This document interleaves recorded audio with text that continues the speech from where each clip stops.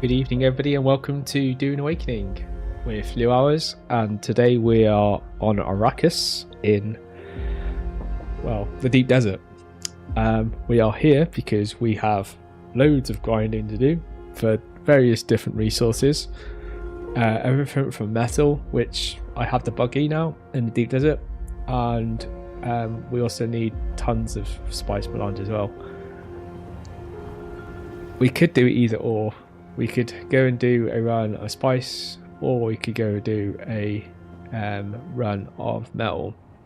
My plan for today is to split the stream into two halves. One half will be you getting to see a bit more of an insight of what the grind is like in Dune Awakening as it stands at the moment, and the second half of the stream we will actually go and do a little bit something a bit more exciting. We'll actually go and do some mission run. I actually haven't done any of the quest line that's required in order to get the new bike. And when I say bike, you could refer to it as kind of like the hamster wheel, because this thing, which came out actually quite a while ago, but I've just not, like, I've even got some actual rare blueprint 6 tier items for, but I can't actually make them either because they're all locked, and they won't unlock until I do the quest line. So I think the plan for today will be to do a little bit of that quest line, but we'll do that in the second half of the stream and see how far we get. Like, I don't know how big it is. From all I understand, is there's a journey part that we need to do, and we'll go off and at least start it. However far we get is however far we get, and yeah, we'll just go from there. I think at the end of the day, I'm not too sure what time I'm going to finish the stream today. I don't actually have any commitments properly that I need to do after what time the stream would normally finish, so I might run the stream for a little bit longer than normal and run it past the 2 hours, but we'll play it by ear, I think, with regards to that. So first things first, I'll go get some. We'll go and do a little bit of a metal mine or metal run. Go and get some more metal. So far, I've actually done one run, and that's what I got out of my first run. So that's roughly how much what the buggy can currently carry and bring back in one run. I don't actually have. I think I've got a tier 5 storage, so it's not the best storage that you can get.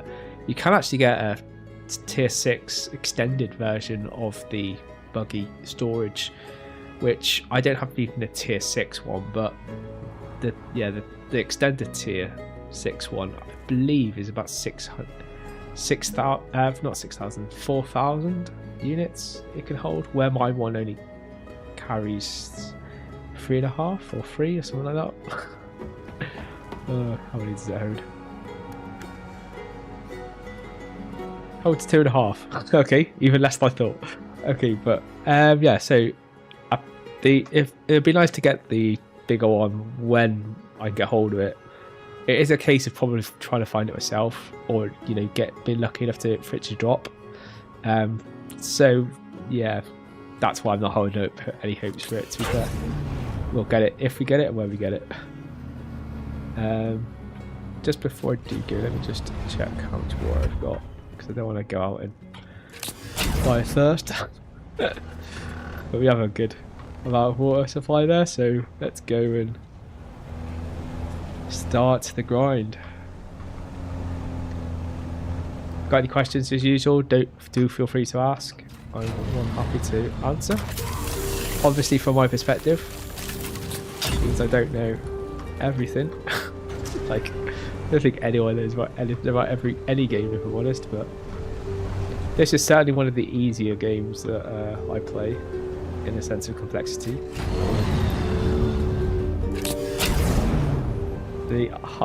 By far, definitely the hardest, which I don't actually stream, is EVE Online. For anyone that's not familiar with EVE Online, all I would say is look it up, have a go at it, and you'll start to understand why not one player in that game can possibly know everything about it, because it just has far too many rabbit holes you can go down, and for that reason you can become an expert of something, but you'll never know it all. So yeah, probably why you do so good in groups there, and don't like the bigger your group, the better you'll generally do. That's not always the case, but generally speaking, that helps with regards to doing well in that game.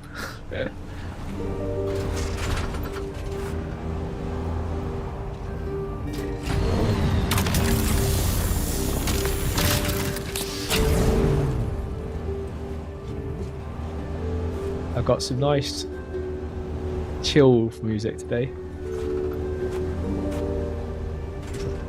GTA is more my, you know, get the old hip hop on and bouncing tunes.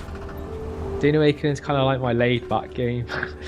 You just do what you want when you want, build stuff. Obviously there is some PvP that you can do in it, but you need opposition for that, and to be fair, like, there's not much opposition to kill, so there isn't much PvP. In fact, I'm yet to be drawn into a proper PvP battle, so or fight, so we'll I'm hoping, like, when servers do open and they start to actually allow people to migrate servers, we start to see certain servers pool all the players, and we might start to see some good player interaction at that point, aka PvP action. Up until that point, we may not. Why is my... Oh, my engine might be on fire. Okay. Do I have... Oh, I do have. Oh, I don't have the... Oh, that's okay. We'll just leave that there a second, because we'll come back. It's the whole point of having the helicopter with us. We can cut it out, not where we are, and get ourselves out of any sticky situation.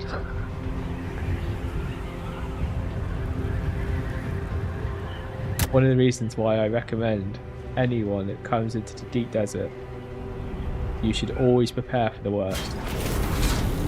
Like, no matter what you're doing, just make sure you've got something that just lets you, you know, move into the next move without you like going, oh my god, and you're in the middle of nowhere and you're struggling. And just plan a little bit. You'll do a lot better for it. Obviously, if I'd planned a little better, I might have actually checked to see if I actually needed to repair and, you know, done that before we left. But hey ho, I've got backup plans.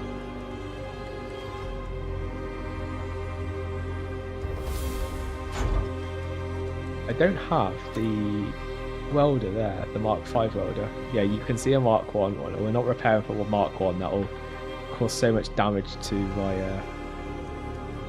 thing. It's just not worth it. Okay, we might need to go back to Hagga Basin. The helicopter should be right. Like, if most storms that come through the deep desert normally take about 80 minutes, as long as it comes from the other side. So if it comes from the side that, like, we're closest to, maybe about 3 minutes. But we can fast travel, actually.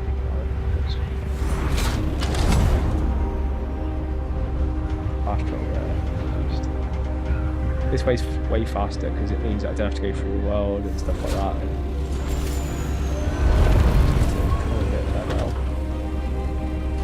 got to zap the ornithopter, and if I can't zap the ornithopter, then I can't pick it up, and I'll need to get back in here with the ornithopter to get back into deep desert.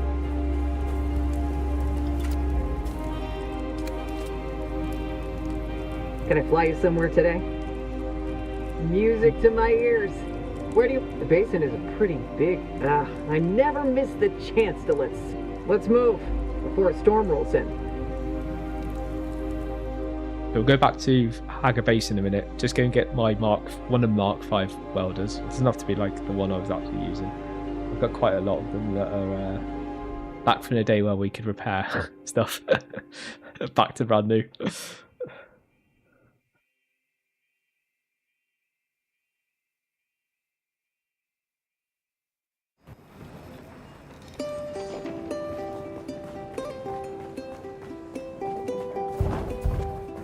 My base is literally right on top of it, which is why I have my base where I have it, so that I can use the taxi service.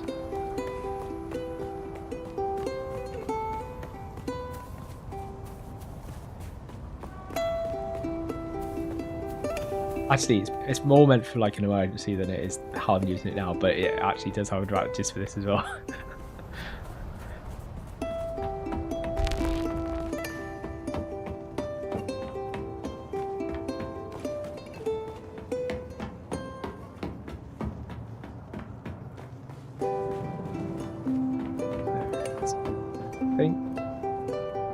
Well, I'm actually completely guessing. I don't 100% know which of these containers it is.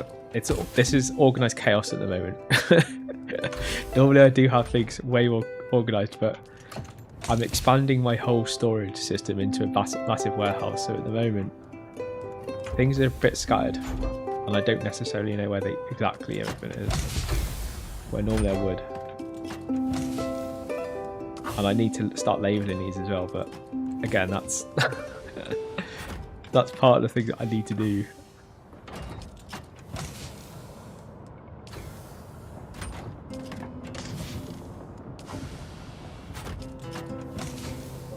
Find the container that has the stuff I want. Where's that? No, that's not. That's twice.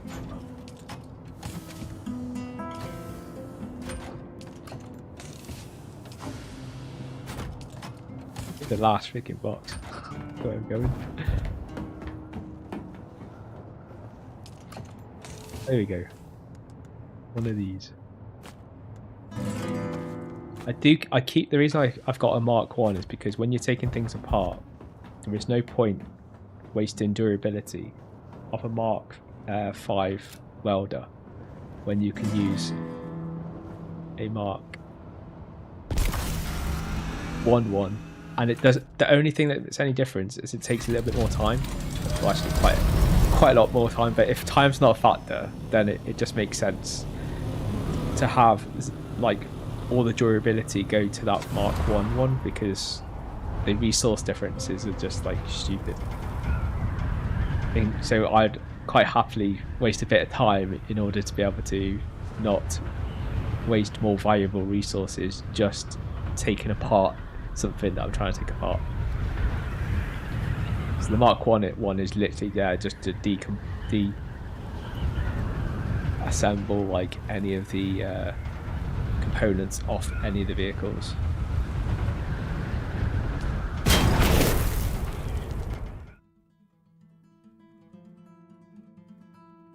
I thought I pressed the wrong button then. I was like, oh crap. What's gonna happen now? I'm gonna hit the ground.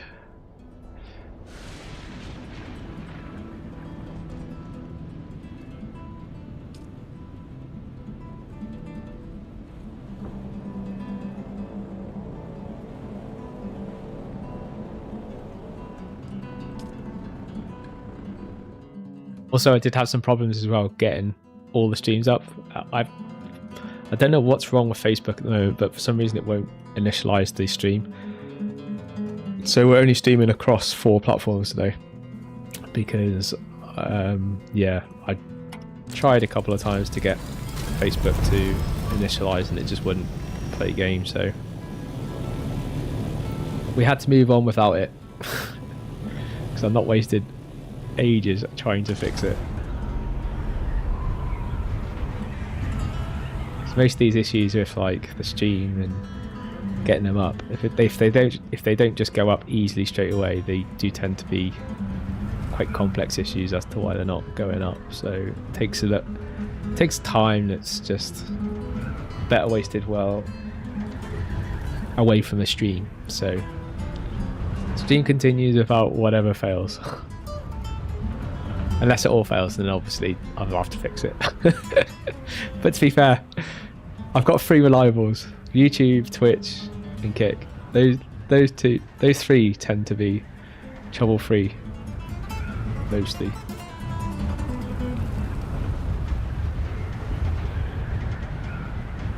Twitch as well. Also, for anyone that does join through Twitch today, the drops have now finished. So the last day for the drops were yesterday. So that's why it's not been advertised today. We still obviously have everything activated. It's just that there is a campaign, and if the campaign comes to an end, then you're no longer able to get whatever was on the campaign, and that campaign finished yesterday. So there isn't anything for you to get a drop for today, unfortunately, as the last day was yesterday.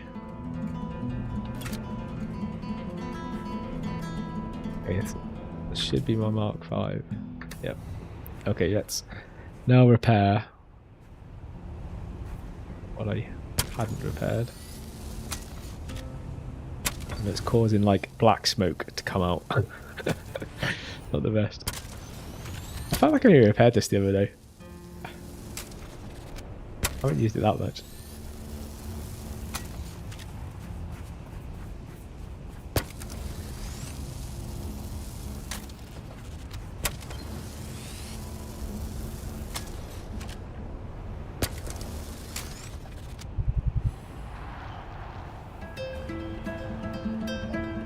I think that should be everything.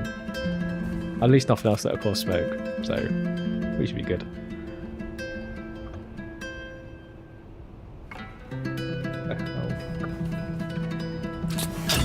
Stupid game.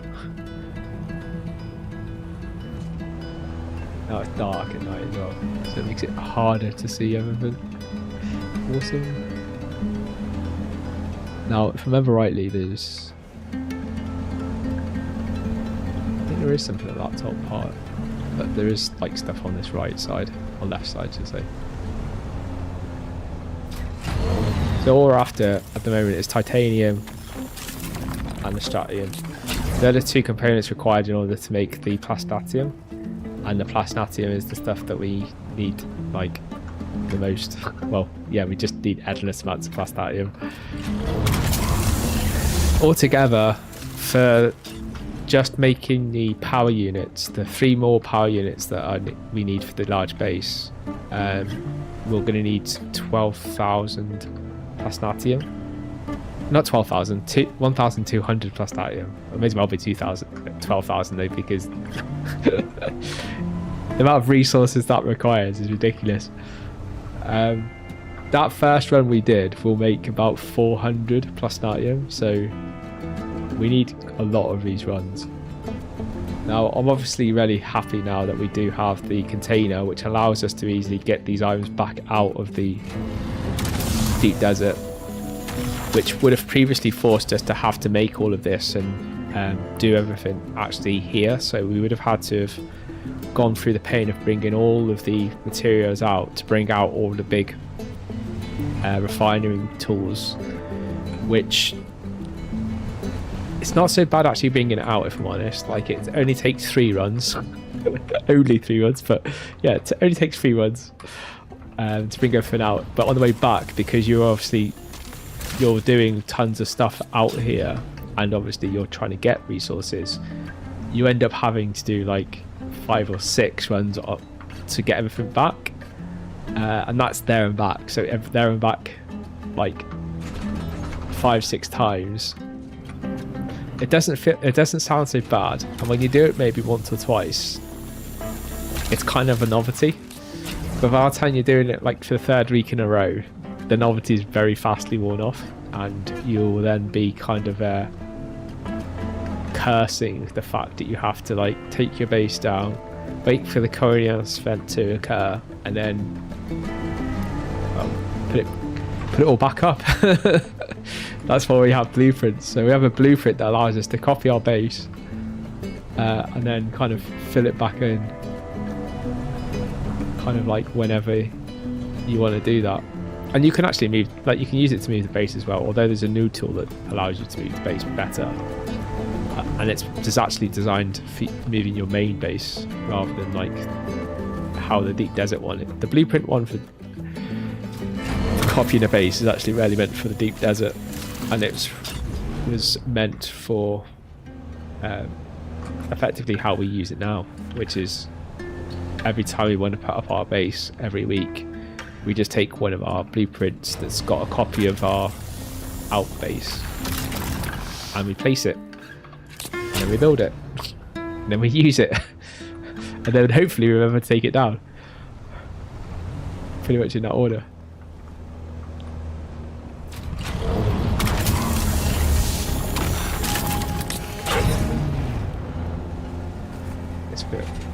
Feels like we're almost full already, because normally I get about 1,400 of each, and then I'm pretty much near full.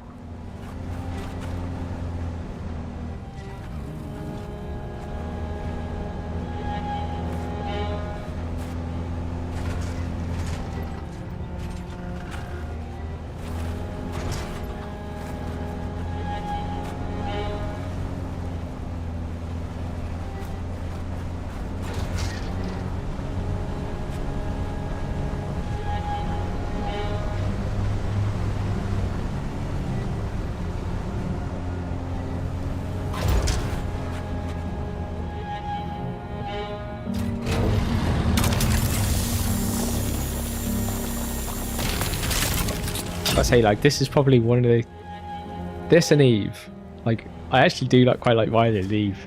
I don't know why, but I think there's something about doing resource gathering in a vehicle over doing just resource gathering in something like, say, I don't know, I've not played WoW, but I've played a game very similar to WoW called Age of Conan, and those types of games, you'll do like all the resource gathering just like you can do in even in this game, where you'll go around with your tool and, or maybe with an axe or pickaxe, should I say, and kind of mine the rock or whatever to get the metal out of, or the metal ore. But in both like this game and EVE Online, you obviously use vehicles. Like, that's obviously a spaceship, so everything you do in that game is a spaceship, but that's probably like why I like that game in the way I like that game so much, is because you do have vehicles and, well, ships, and this is like really not that much different really, in the sense like you have a vehicle that is provided in order to be able to facilitate that mining activity, which makes the experience nicer, rather than just getting a pickaxe or like what we've got in this game, which is a cutter array. You get a vehicle as well, which allows you to do it better, and I just find that kind of like a bit more fun than having to scroll around and scavenge literally on your foot. Like, I think that's probably one thing that I would not like about Rust if I was to go into that game. You always hear me mention Rust because I watch so much of it. Consider I don't watch TV or anything. Like, other than like, I would watch other creators obviously, and I love watching other creators' stuff. A lot of it's more creative, but then there's like, there are some other games as well, like I do like watching, and one of those, if it's not research, because obviously I do research into Dune Awakening, I do research into Grand Theft Auto and any other games I play, but if it's not research I'm doing it for a game I'm playing, then I do like to watch games that, you know, have a bit of narrative around, that can get you excited about that game and get you to learn about that game. And I found some really good narrators that play the Rust game, and I do find that game really fascinating. It's like one of those games that's matured so well. The fact, like Grand Theft Auto 5, it's been there for a long time. It's got a good established community. It has plenty of veterans and new people still even joining it. And yeah, it's just generally a good game for content. Like, I'd love to do what I've seen some of them do in this game, but this game has so much narrative anyway that it'd be hard to kind of like, and there's no PvP. That's the real hard thing with this game. It's like, that's what makes those games, you know, so dynamic and, you know, fun to watch, because you're watching those games are like what this game wanted to be. A sandbox where players could come up with their own narrative, their own objectives, and go out there and achieve them. This game is so heavily reliant on the narrative that it takes away all of the sandbox. It's they kind of forgot the, like, well, I say forgot, maybe they just didn't realise how games like that are sandboxes work, because you can't create narrative then expect players to expand beyond the narrative when the game mechanics have been made clearly around the narrative so strongly that even the most imaginative person will struggle to kind of come up with good kind of narrative for something that's just so fixed.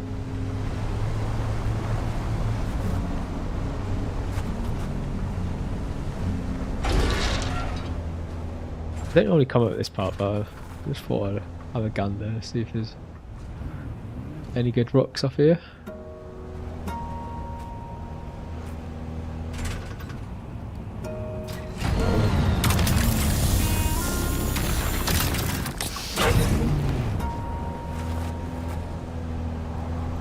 It's like one. I don't ever fly around here either, so I don't. Well, yeah, I kind of like fly past it but not over it, so I don't really ever take much notice what's actually on top of it. All of the other places I go, I've obviously done for a long time in runs, but even before that I was also always flying over them, so I kind of had a good idea what was on them, so that's why I kind of went to them as the places for doing the actual run. Here I fly this little particular island. I fly pretty much the whole way around it. I never fly over it.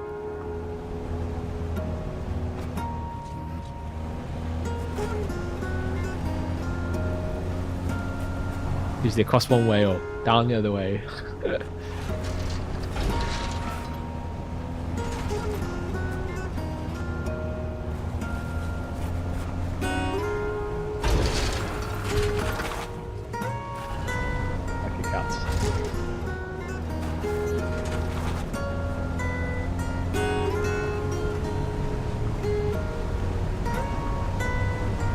I don't think I want to go too far away from here because I got a feeling we're pretty full.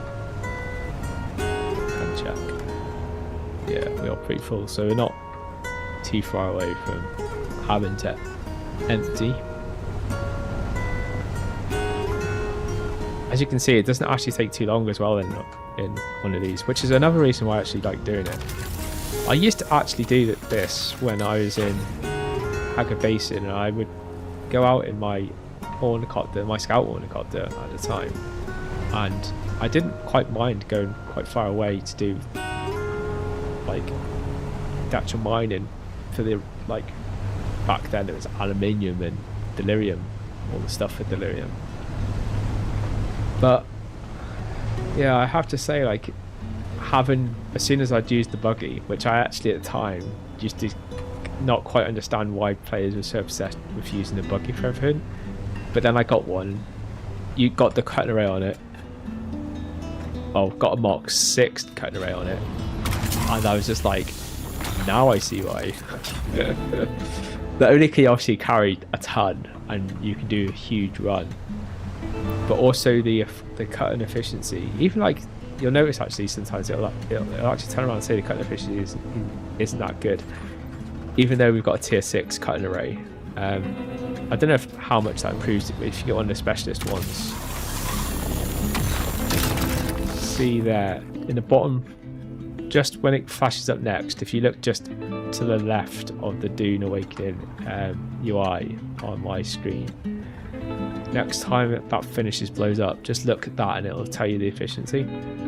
It'll flash up just there in that bottom right corner.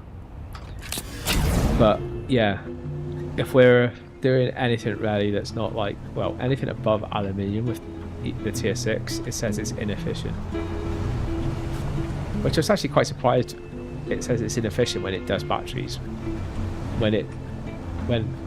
If you attack one node, I call it attack, but hit one node with the cutting array 6, it will actually, even though it says like it's inefficient, it gets 750 battery cells per strike.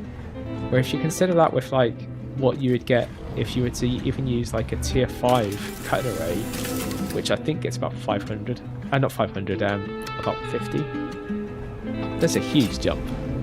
And it's the same with actually quite a lot of the other materials as well. Like the jump up from what you would get if you would use the handheld to what you get from the buggy's cutting array is quite vastly different. So it's not just the carrying of it, but it's also the efficiency of which it's actually cutting per node. Even though it says it's not efficient. So the volume for me is efficient. Like there might be better efficiency if you get like the total vest, but I'm happy with just the like, from what I see as efficiency, better like amount back from every time that you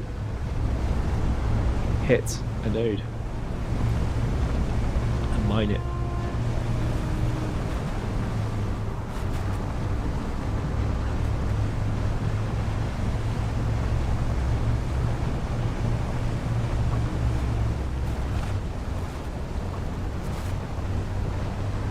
So we're full on this part. We've done like, I'd say half of our kind of normal run. We've obviously not done completely all up that top area, but there may or may not be that many nodes around the corner.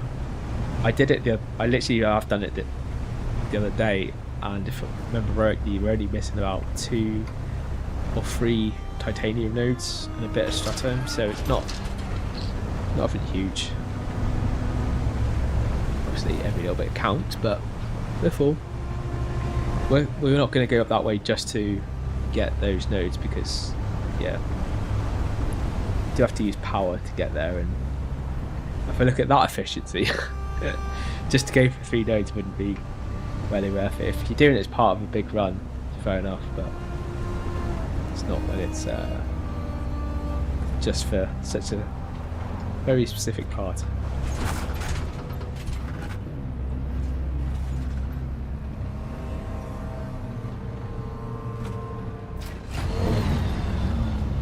So firstly I need to drop them in here, because that container is classed as a vehicle, which means that I can't directly access a vehicle from a vehicle. So what I do is I access this, we'll drop all the stuff into here, and then we'll switch over to the other one. Wow, we've got like tons of titanium, which is good because we do actually need a higher ratio of titanium than strontium anyway. So, and I've got a pretty even one last time, so this will help us out, because we will run out of titanium before we run out of strontium.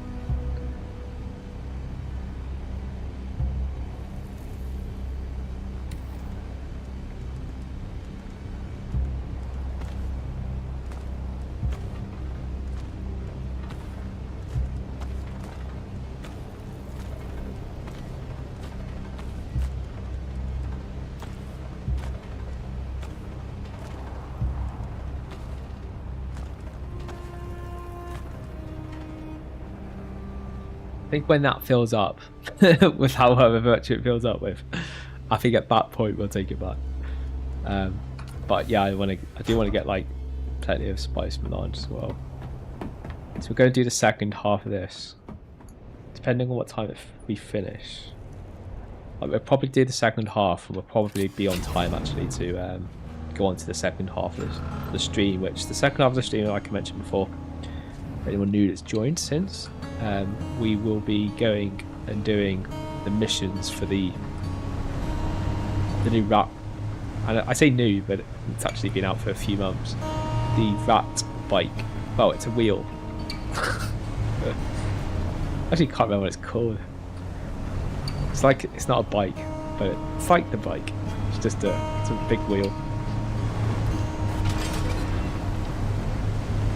But there's a mission line we need to do in order to open up, and we're going to go and do that mission line. Or at least start it off. I don't know how big the mission line is, so I can't guarantee we'll finish it today, but we'll at least start it off.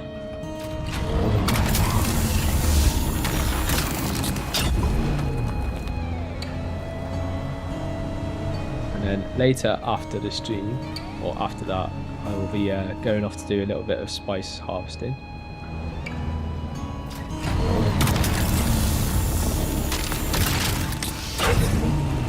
The other one we put on the other day, we put on a batch the other day in the refiner, and that stuff finished obviously within 45 minutes of us putting it on.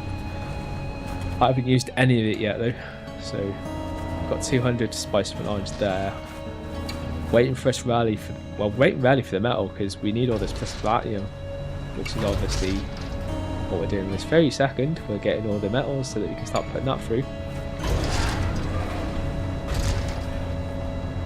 I'm obviously tempted a little bit to maybe go back, or maybe take the container back earlier than waiting towards near the kind of wipe.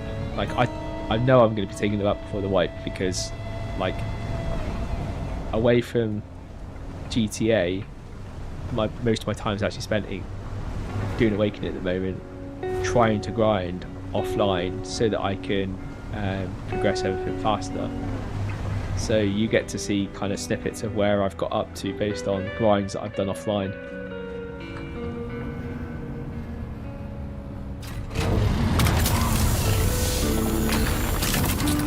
And you get to see the results of like what improves in the base and what I've extended and what I've done next. Obviously I want to double the size of the storage, well, finish off the first side of the storage that I've done first, but then duplicate it on the other side that just has the base of it set up at the moment, ready to start putting them onto. But there's no point doing that yet until I've finished the side I'm on, as tempted as I am.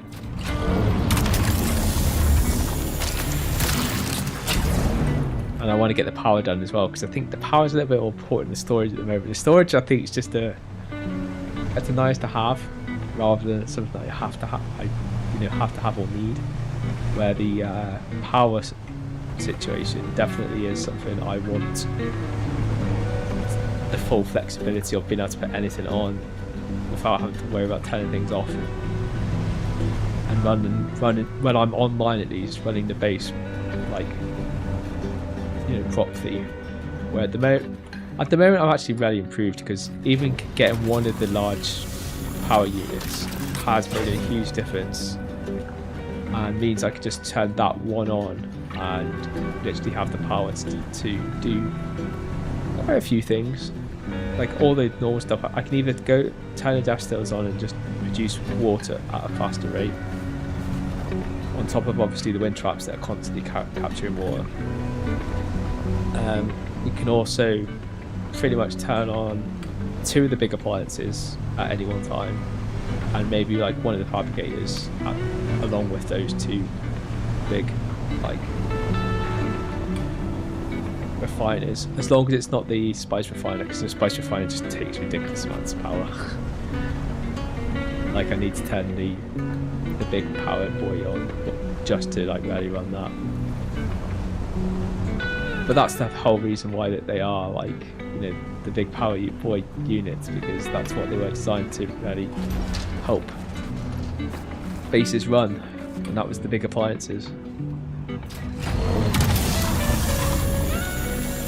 That's why, like, I leave on all of the tier 1 stuff, because, well, all the tier 1 stuff and all the tier 1, tier 2 kind of refinement tools and fabricators and stuff that you have, they use so little power that even the smallest generator can, a few of them will be able to, run the whole base for like 20, I think it's like 22 days in total when you fully fill them up, which is really easy to fill them up when you're out in Elite Desert, because there's so many batteries, and when you're out in a buggy that just literally can gather so many batteries in a very short period of time, it then becomes effortless. Which then obviously raises the question, well, should you even use the big ones? But yes, you do have to use the big ones, because you are limited at how many things that you can put down in your base, that being like power units, fabricators, other things. They all require you have like a set usage, and you can only, like, in a base my size, you've got 80 items that you can place down in your base. That's not just 80 items of anything, that's like what I call production facilities. So all of what I've mentioned, things like lights and furniture, they actually all have their own now. Lights have always had their own. What hasn't always had its own are holograms. So you used to be able to put as many holograms as you want down. They've actually now limited that to 20, which I'm actually surprised they didn't do it at the very start. So the fact I've seen it, I was like, all right, so they have finally done it. Like, I couldn't see what the difference was between a light and a hologram, if I'm honest. The reason for this being is Funcom learned through Age of Conan Unchained that effectively the aurora and the lighting effects that affect the game and stuff and affect the server, if you have too many lights within a certain confinement, will effectively lag the server, because the server has to do a ton of calculations for everything that's in a game, and there's certain things in every game that like servers will struggle with, basically because they just require a lot of data or a lot of processing, which requires a lot of processors and then more server power, etc, etc.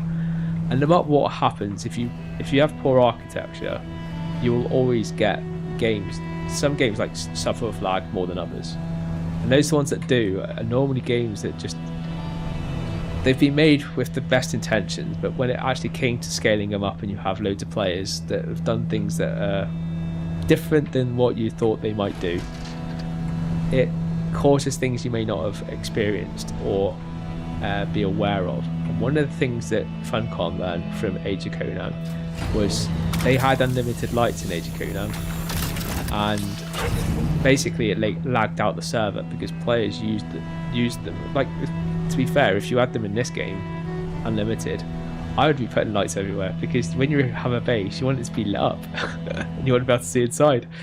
So it is pretty natural, but yeah, they found effectively with the engine that they use, which generates all the the graphical interface and stuff that you see now, and even all, you see all that mist in the background and things like that. Now you may not appreciate how much the server works at that, and then it has to calculate all of that and then say to the send that information across to the player's computer, and then the player's computer has to process it as well, and all of that generates bottlenecks.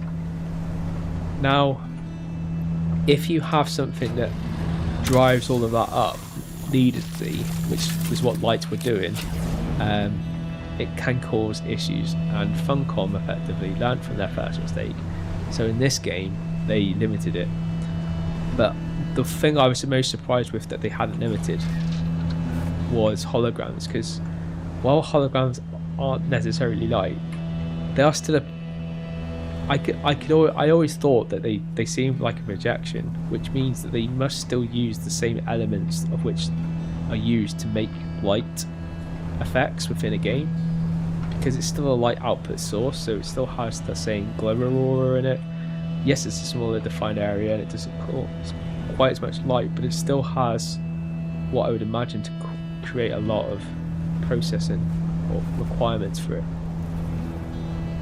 So anyway, they have now put it on, and there is now a limit. You're now limited to 20 from having unlimited. So if you have more than 20 in your base now, you're lucky, because you'll be fine as long as you don't need to move any. Well, you'll be alright moving it, but don't ever destroy any of them, because you won't be able, if you're way over 20, you'll go to delete it and you won't be able to replace it. So yeah, you're stuck with kind of what you've got, but obviously there will be new ones coming out, so at some point you're probably going to want to change them and find that you won't be able to, and then you'll have to have that hard decision about which ones you get rid of in order to get back down to the allocated number that you are allowed. And then from that point, depending how many you get down to, depends how many you might be able to replace or change to different ones. Although actually, to be fair, you might be able to. There is obviously on the building tool now, there is the option to replace. So there is a chance that you might be able to, if you're lucky, be able to choose to replace rather than destroy. But if I was wise as a developer, I'd have set it so that it checks that and says, no, sorry, you can't replace it. You need to get the number down correctly. Because the whole reason they're doing this is, like I said, it's not to really shit on players, although it kind of feels like it is from a player's perspective. It's more about actually trying to give the best playing experience. And there are certain things in games that, especially games like this, where players can build. So that's like, you wouldn't have to worry about this in games like, you know, FPS games, for instance, or other games where your players can't build, where they're not like sandboxes like this. That's probably the only thing that makes this even anything comparable to a sandbox, although I still don't feel it is the fact that you can build in it. Now that means that the players do obviously have some power over what happens in the game, and if you watch actually some YouTubers actually in Rust, they actually try and push the game mechanics on purpose. Like, I've watched one YouTuber who likes to make traps, and he's actually come up with so many different weird ways of coming up with these traps, and one of them is this, like, literally it's a lag machine. It's the only way I could describe it. They've literally made it because they are aware that this one particular item, when it's stacked on top of each other, can cause a bit of a lag. So they came up with this idea that they were going to put 2,000 of these little things all across their base, literally inches apart of each other, attach it to a switch, and on a light switch you can switch it on and off. So basically, if they get raided, they switch it on, and basically, I'm not sure whether he actually runs the server or not. I'm assuming he actually maybe hosts the server. The only reason I say this is because anyone else that looks at his base whilst this switch has been switched on and all these things are running will lag out, and they won't even be able to look at his base without literally grinding to a halt. And what I mean by that is, like, if you can imagine just looking at that rock, and now you can't do anything because while you're looking at that rock, it just literally the computer's processing so much through that it just can't, it won't register any input. Eventually, when you start looking away and you can then start moving away, you'll be fine. But as soon as you look back at that, you'll be locked again. Now that's a device that he's made on Rust. Now, obviously, I've seen some people do this type of stuff and get banned from servers. So when obviously server admins look, they will be able to see weird things happening on their server, and they will have like probably even like logs that are constantly monitoring their servers, because obviously they want their servers to look good and you know, low lag and stuff like that. So they don't want to see high lag, because then that puts players off coming onto their servers. So they'll be monitoring stuff like this, and if they see anyone causing any exploits and things like that, then that's where you normally get people normally get banned. So yeah, this guy seems to, like, a couple of times he hasn't actually directly said he runs his own server, but he does give the impression that he is running his own server. But there is a lot of players on it, so I'm not sure whether he's just like an admin and runs his own servers, but also has this fun server that he gets people to join as well. I really don't know, but it does come up with some really innovative kind of things that he does that try and push the mechanics to different levels. But yeah, some of it's a bit kind of sketchy.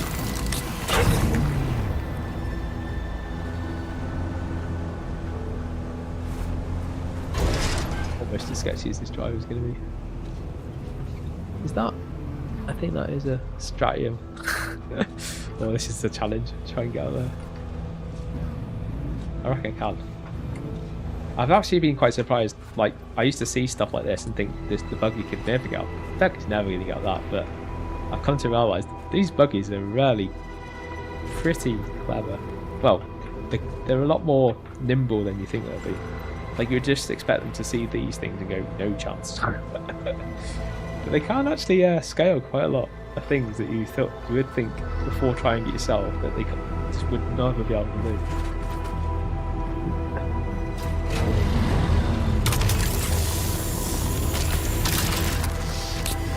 As you can see.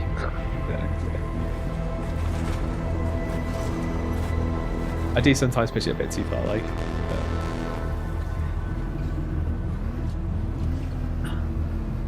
Any? Before we drop down, just make sure there's not down there.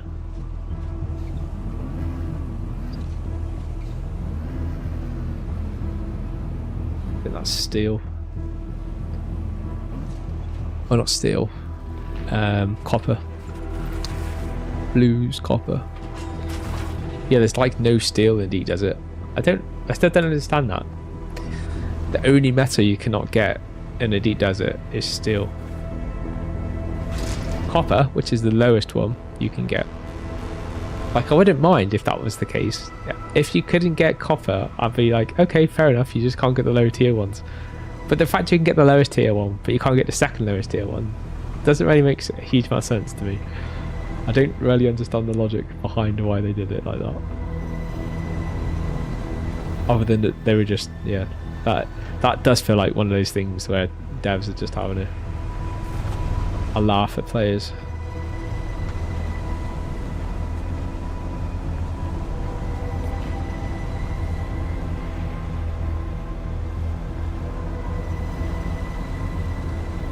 As they say in the UK, for shits and giggles.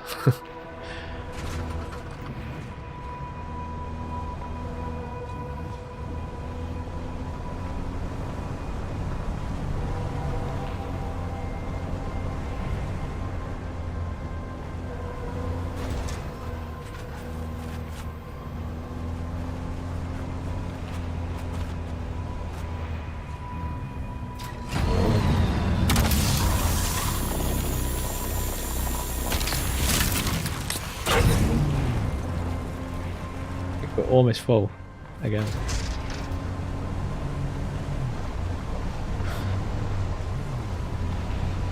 Far off it.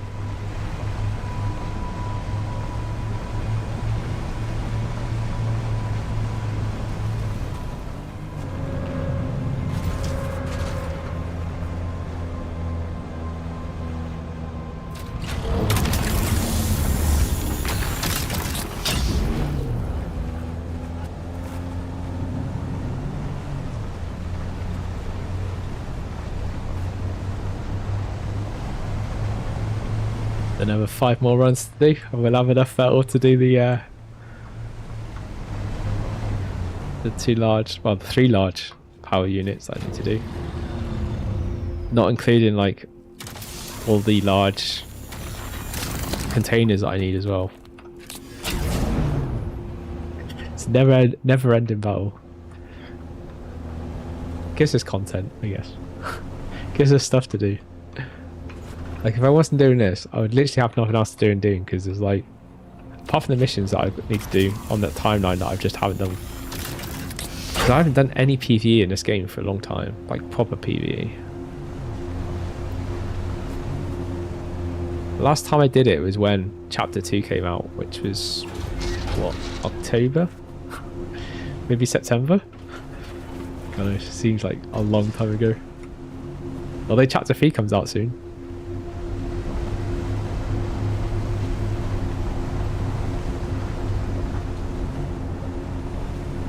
And like, they left Chapter 2 on a cliffhanger.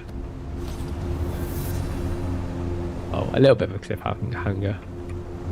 More of a cliffhanger than they did like Chapter 1. Chapter 1 was just like, it ended and it's like, oh, right.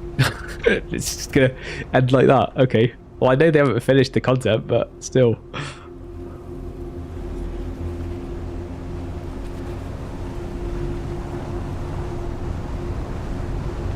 One in there.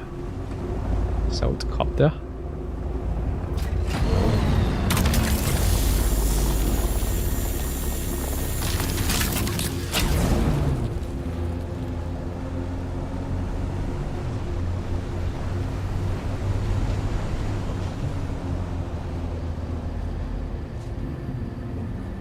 What are you doing?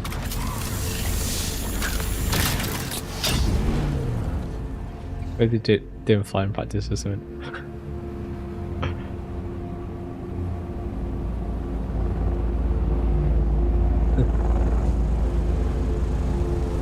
Anyway, let's go. It's nice to actually see someone here. I hardly ever see anyone around. Oh, I never actually see anyone when I'm on the wall normally, but they're probably looking after all the stuff I'm getting. Where's all the titanium? Where's all the stadium? Huh. Yeah, there they are. I'll let you have it.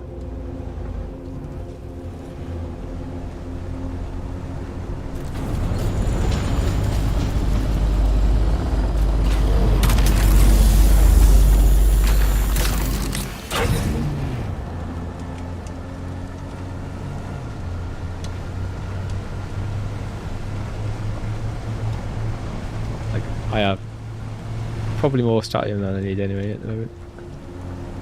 I do need more titanium, but you always need more titanium. It's like you never get enough titanium. Like, we're all better than where we used to be. Like, when the game first came out, for those that aren't familiar, this was the only area on the wall where it was PvE in the deep desert. As soon as you came off the wall, you entered PvP. They've now changed the deep desert so that half of the deep desert is PvE and only the other half is PvP. But back when it was all PvP, you had something that everyone used to refer to as the Titanium Island. Effectively, it was an area, just like one little island. So you can see out there that like there's like some small little rocks in them coming out. If you go up to near the edge, I won't go right over the edge obviously, but we'll go near the edge. See if we can see something that gives us. I can give you an example. The only one I can see that might be big enough is if you look at just above where my cutting array is there, there's that darker kind of what looks a bit like an island. I think that probably is an island. It's hard to tell from here, but that does look like quite a big island. There was an island that would move around, and there was only one island as well that had most of the titanium in the game on it.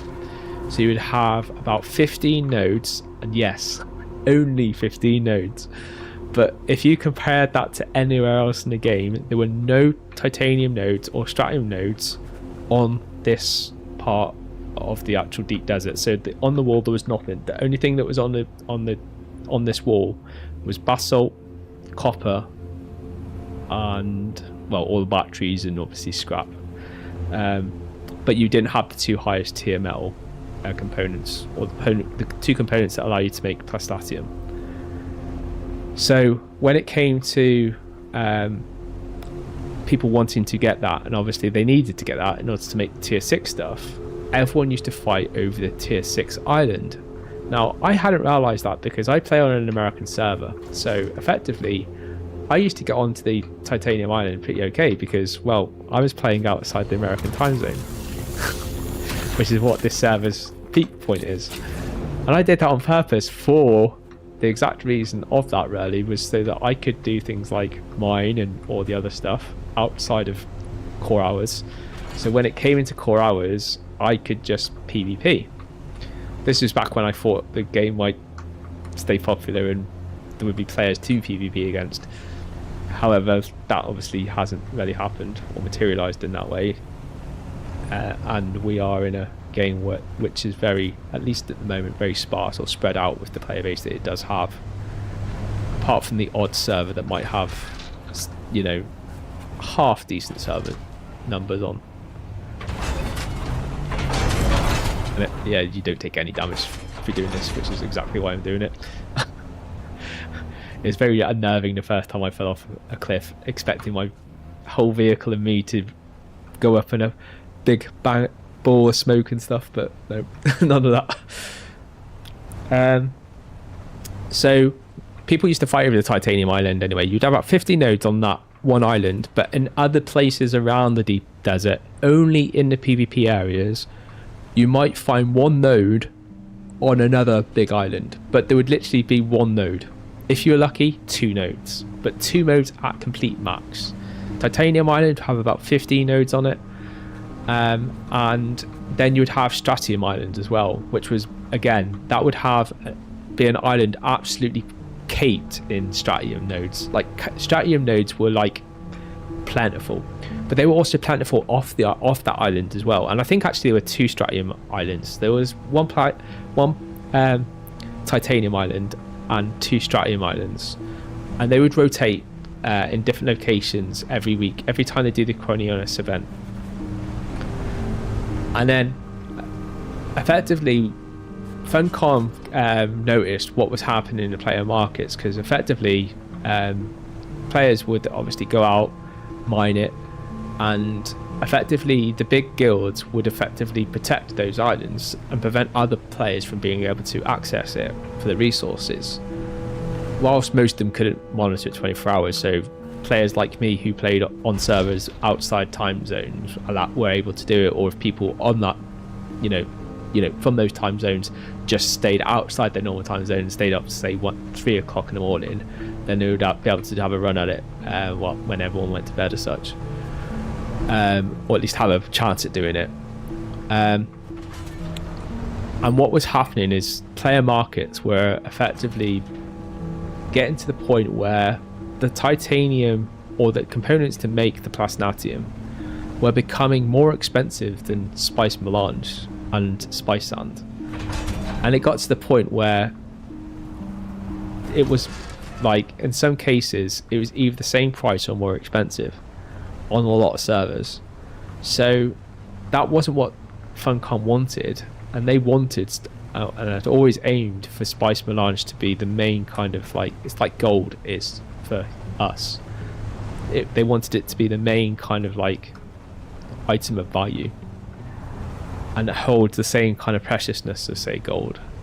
So they decided to change it so that all metal would become more plentiful, and the only way they could do that, I think, make it so that metal would never go higher than spice melange again, would be to put it actually on the wall. And that's what they did, which is why now you can obviously go around the wall and literally in your buggy go and get it all. But yeah, when the game first came out, that was not available, and you would have to go fly out. And I used to do it in the PvP, but like I said, you had to do a lot of runs, and I think it took me weeks to get less than what I've got there.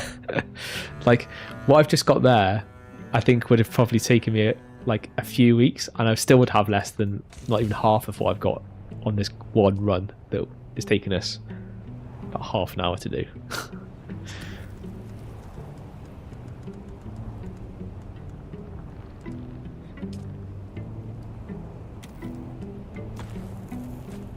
So yeah, the game mechanics have been changed quite a bit with regards to the deep desert. They are changing them constantly. Most of the changes they are making are pretty good, to be fair. Like if you look at it from a bigger perspective rather than the nichey things that you might like. But there's obviously going to be some things they're going to do that you're not going to like, but that is life.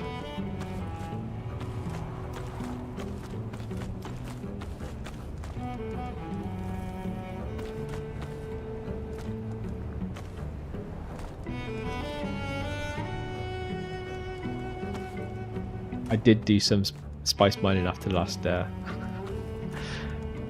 last stream, which is why we have some there.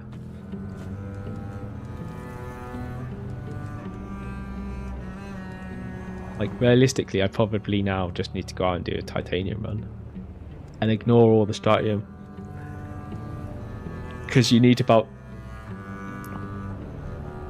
like another line in comparison to. So if I was to like fill up this container, I'd say probably we're going to need 4 lines of titanium to about 3 lines of strontium in order to make it, because that's how much the differences are to make it all. It's not a huge amount difference, but there's enough. And I need 4,000-ish spice sand in order to be able to put another run through. I might take that actually now, because I'm going to go back to...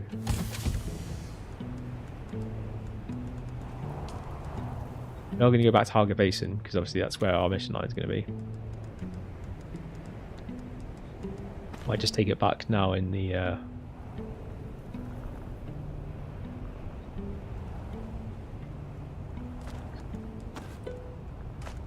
I just take this, and did I see some up here? No, it's just literally spice melange.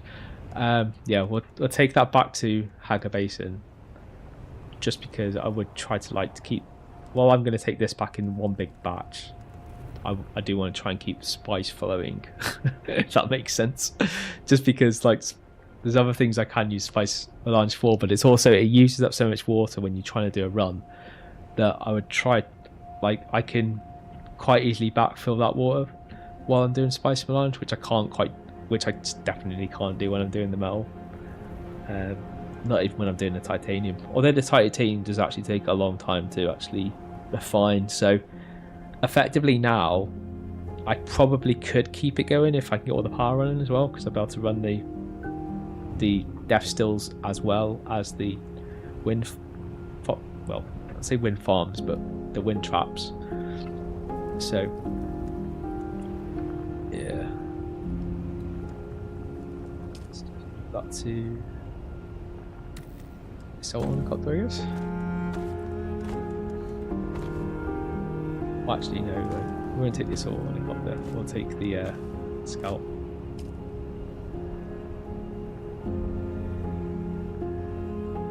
Where's my scout? I haven't got it out, have I? That's why. It helps. It just helps to get it out.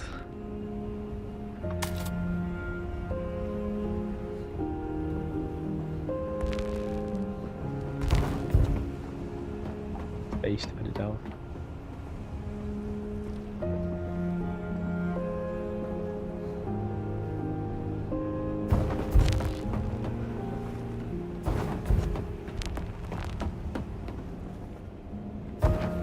Normally you can put it really high up, but because I've got enough panther shield above, it's not going to do it.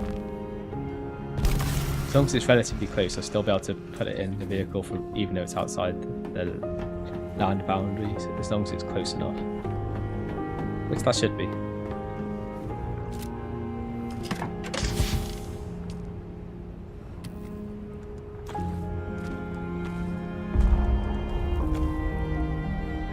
Is that already? I wasn't expecting that. Oh, we'll have to take the assault helicopter.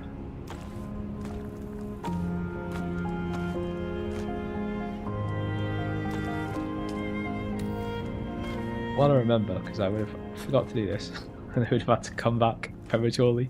I need to take all this. We're gonna go do some missioning. I need armor and weapon. Because I haven't changed since I did the spice harvesting.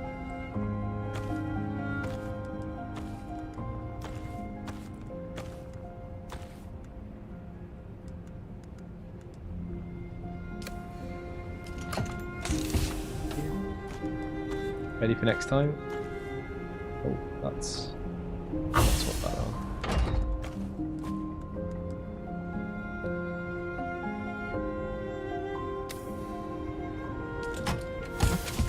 Checking to make sure that I don't need to take that back to Hagga Basin to repair it. Because the only real disadvantage of doing what I'm doing, the way I'm doing it now, is the fact that I can't just repair stuff really fast out here anymore. Because obviously I'm not bringing stuff out here. All the facilities, so like I could build I could actually build the actual repair station, but the problem is you need rare resources in order to repair a lot of these things, and obviously that's all back in the base, and I'm not bringing a lot of stuff back because out here so it goes against my whole rule of why everything's set up the way it is now.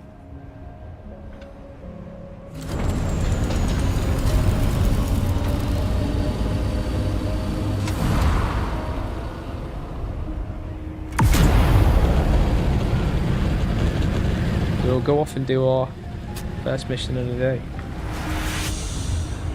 on the timeline, which is for the rat's wheel.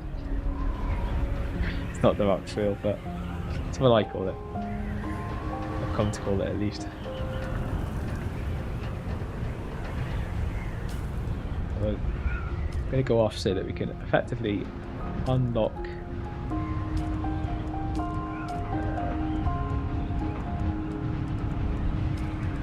this here, which is the treadwheel Mark IV. Well, that's the treadmill Mark IV, but the top one is the Mark VI, which I will be making a tier 6 one, only because I actually don't have any actual full tier 6 vehicles other than my carrier.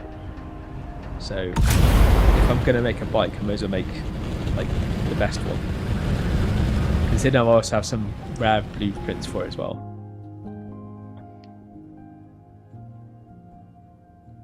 And you do notice the actual big difference between like the lower tier vehicles and the top tier vehicles when you get back in a lower tier vehicle. Because when I did a raid of someone's base, I ended up getting their buggy, but they only had a Mark III buggy. Now, while my buggy has Mark III shell, everything it has inside it is actually Mark V or Mark VI. So my actual buggy moves at the speed of a Mark V buggy, which is a big difference between Mark III, because when I got into his buggy I was like, wow, is this thing moving? it's like, it's not moving very fast, it's like barely moving. You forget how slow it is until you get in one that's slow again. Like, it didn't feel that much faster when I got it at first and upgraded it, but then getting back in someone else's that is a Mark III was a bit of a shock how slow it was.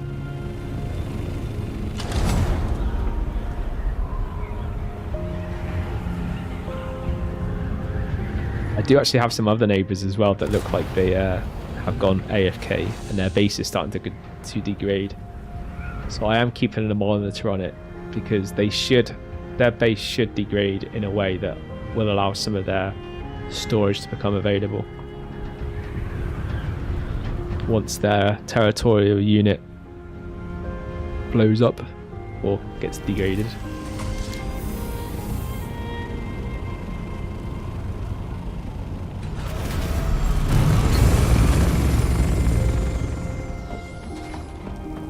Just go down and drop this spice in here first. See how much money. I'm pretty sure I do. Yeah, I've got a little bit. It's not much. Actually, I thought I had more than that, but I might have taken it out to the desert, which is why I thought I had more, because I did think the other day that I might have taken some out by their mistake. Didn't realise it was actually left in an ornithopter and ended up taking it out to the desert. So that's what we got from our first run that we did the spice harvesting the other day.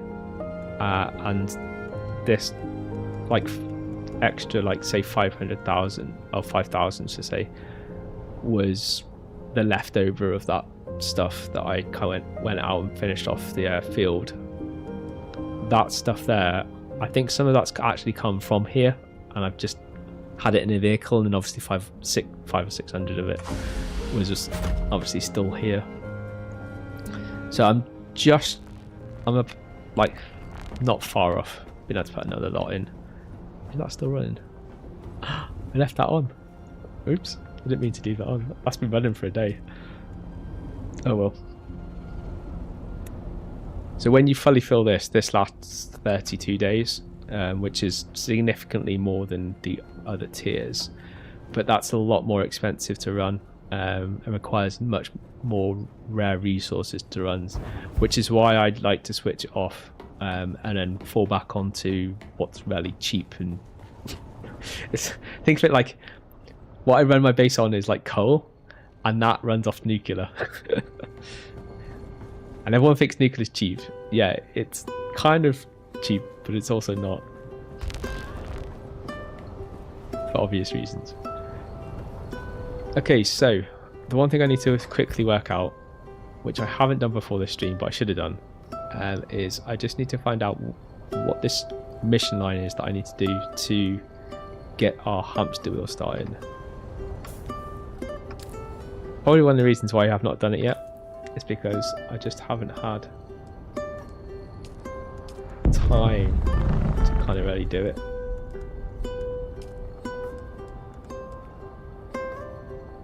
So we need to run a very particular mission line, which it normally does tell you what the mission line is. Is it? Will this one tell me? Oh yeah, this one says the secret of the past. So let's put that into YouTube. Oh, not YouTube, Google.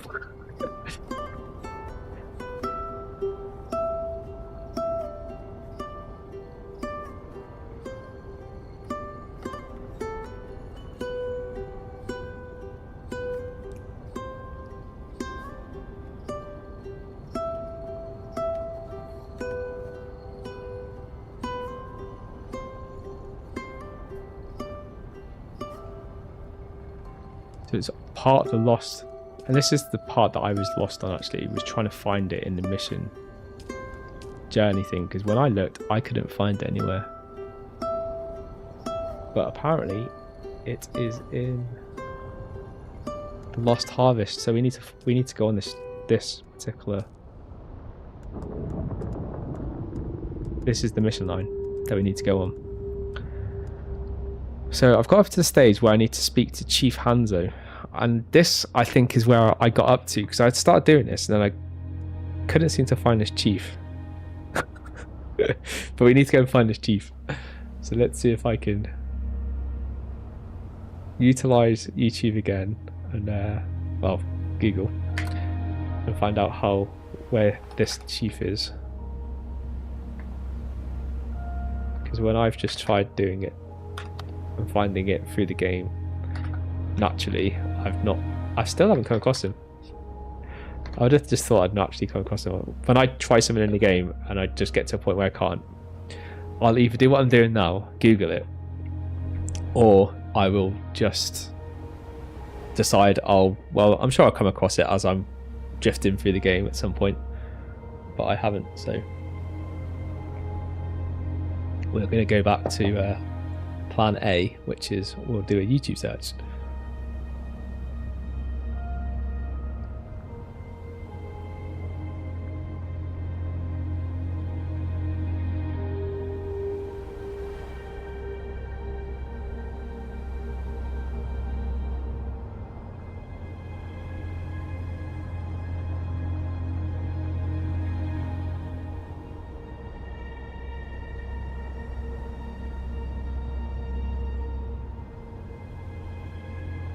So it's the location found within the crushed harvest of Mithra. The crushed harvest of Mithra. So the crushed harvest of Mithra, I think, is that new player zone, isn't No, that's Western Gap. Western Mithra. Why does that sound familiar but not? Alsref. It's in Western Belarus Gap. West.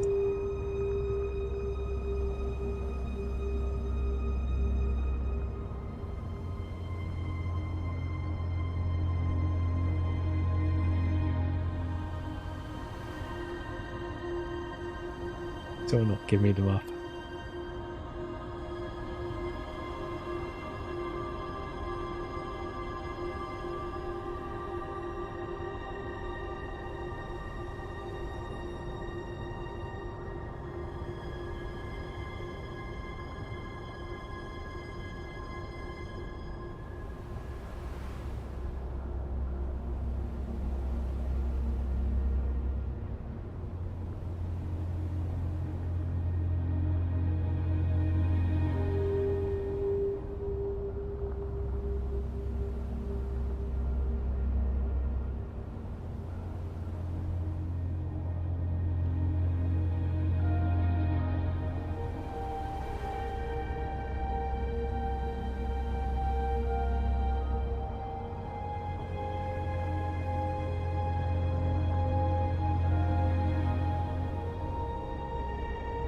Chief Hanso.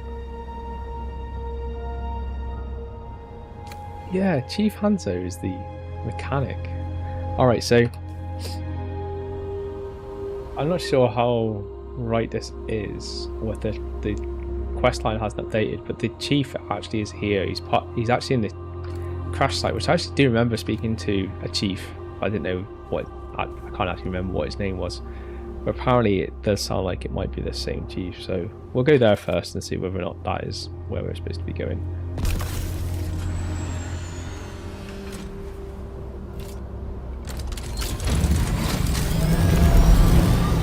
So we're heading there, then I will continue my research to see whether or not we are heading in the right direction or not. You might see Lee do a big Yui and decide, actually, no, we're not.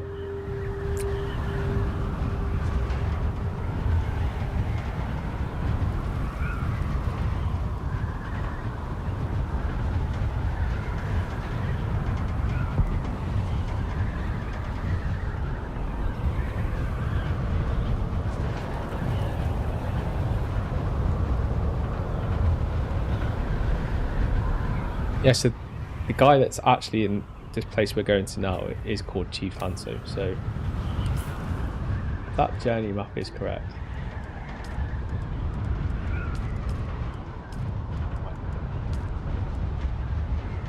Have you ever get to this part? Chief Hanso. Turn to Chief Hanso. So that all you need to do is return to Chief Hanso according to that, but I'm pretty sure we've already returned to Chief Hanso. The area we're going to is that one over there.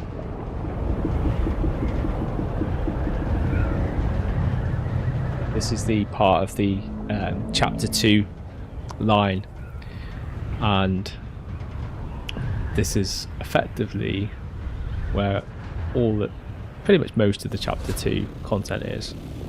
Not all of it, some of it is outside this area, but this is where at least it initiates a lot of it. It was very bugged when it first came out as well.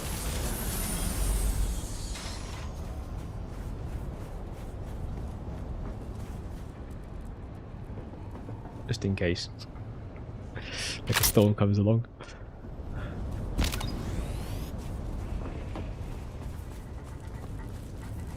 The Hanso guy is at the end. Now there's a few NPCs up here.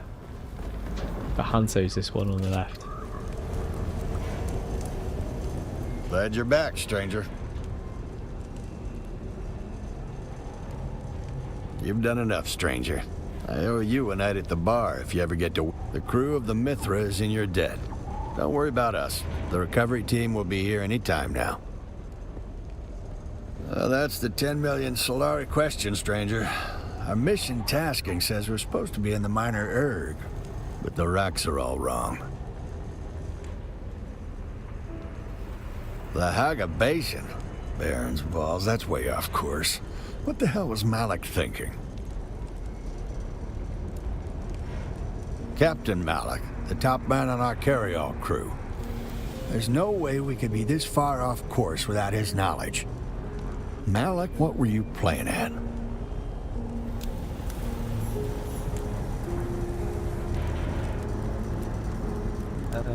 Let's see.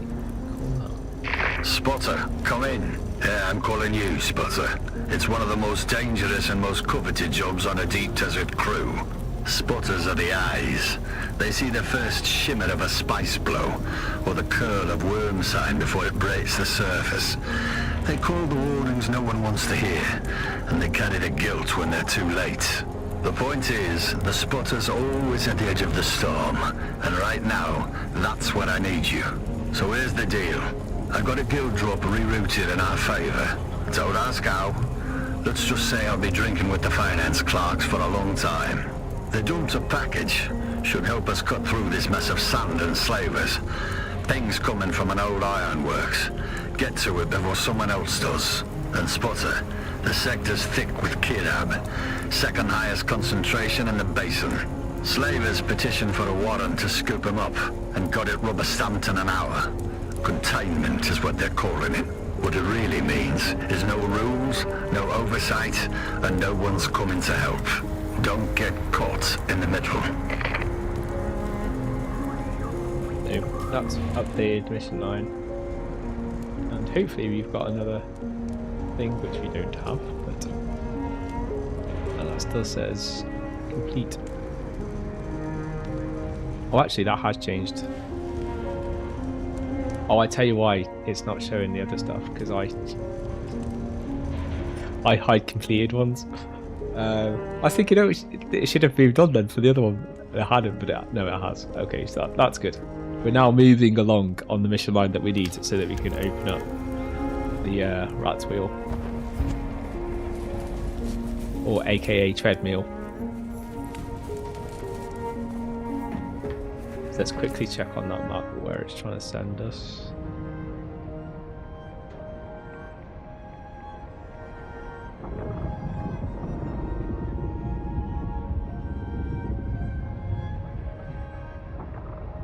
Not even there, like it's super close.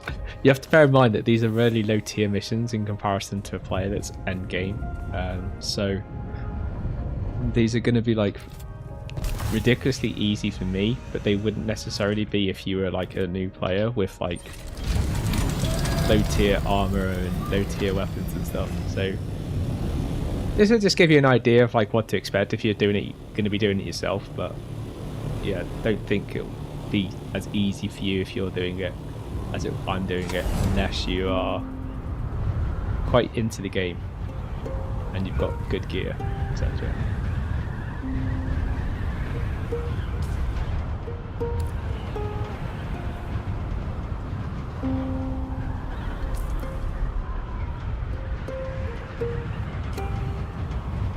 Tell you what, it's so awkward when you play GTA and then you come back to this game. The two have very different kind of navigation mechanics.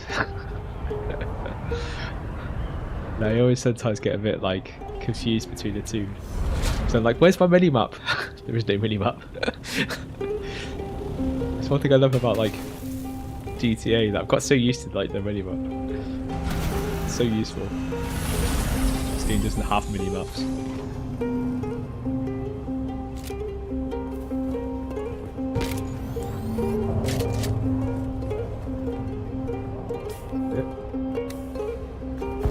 Be probably in this building here, which I may or may not have ever been in it. Oh, I don't know. Can't think for the life of me whether I have or not. It's just I'm used to this stuff around, because I do expect things to be in certain places when I'm fighting.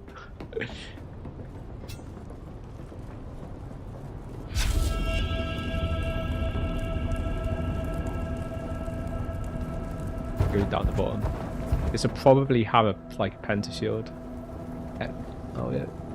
Well, there's a wristband. I require assistance.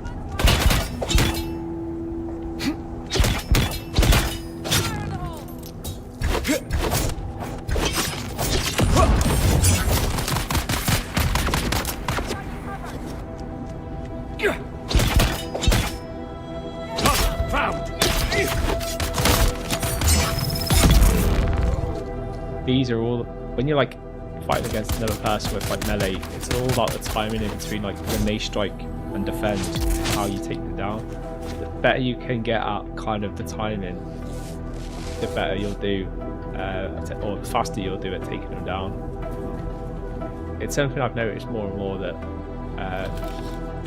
the better you can get that timing, the better you do at doing that. You can also use things like the chicken wire and like desert skills like what I've got, which I do try to reserve in case I get swamped, because they do have cooldowns. But where's my reinforcements?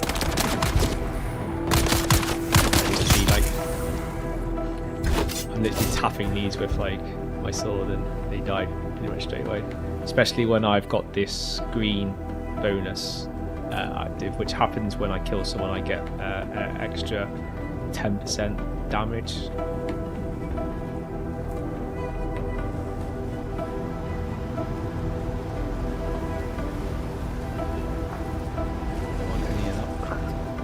If you were like not at the end game, you'd be loving that stuff, but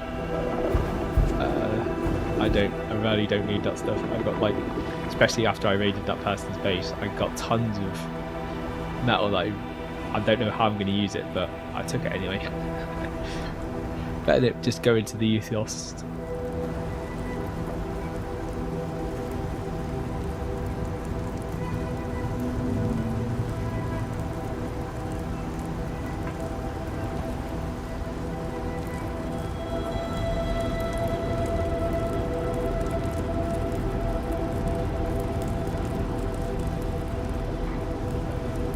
Sure, like what I'm supposed to get here. Such obviously a rare item or something, but where they might put it. I actually have been here before. Well, I've been in one of these that with exactly the same layout. I don't think I've actually been in this particular one, but I've been in one that's in a different location that's got the same layout as this.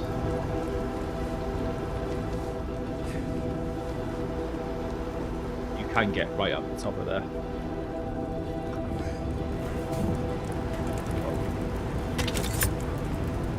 Awkward.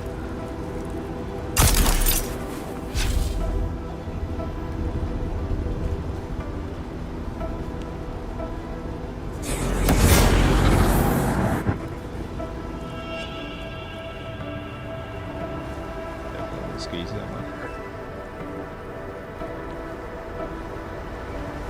Got there.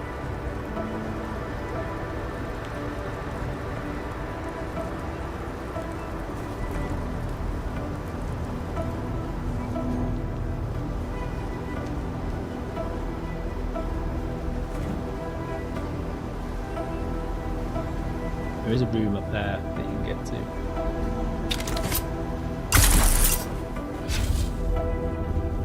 I think of places they might have hit this thing. Is that what I'm searching for?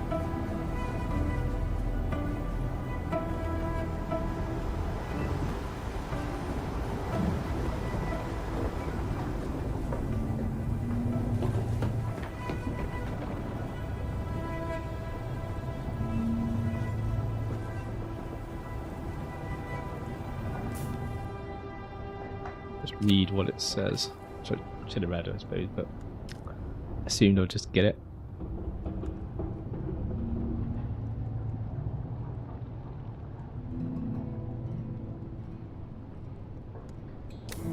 It just says valuable asset.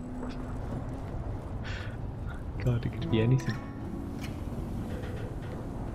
I would have thought it would be on the inside of that though, because they will want to make sure that anyone that is coming here at least has to get through certain parts to get whatever it is that you need to get. There's nothing rare in that. And they're just normal items. I think the same thing down there. Okay, we'll just scout the area.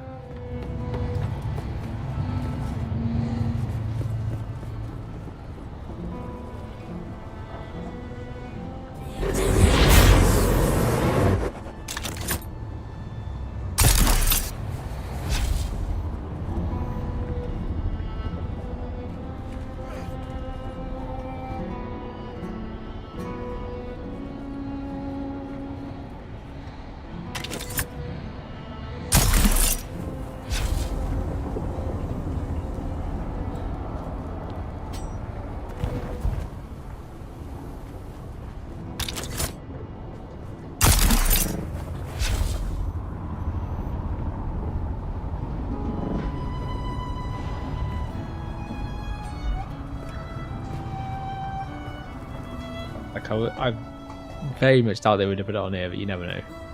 Sometimes they will, just to make it a bit more challenging. Put it in a really weird place.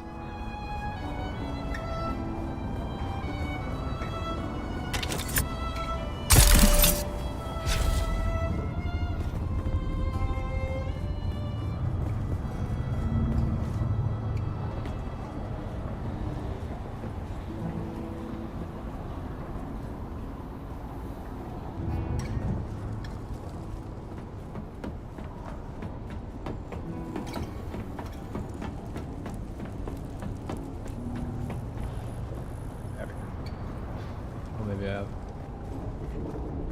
I killed all those other people here, didn't I? And I got the wristband from there. I've already looked in that.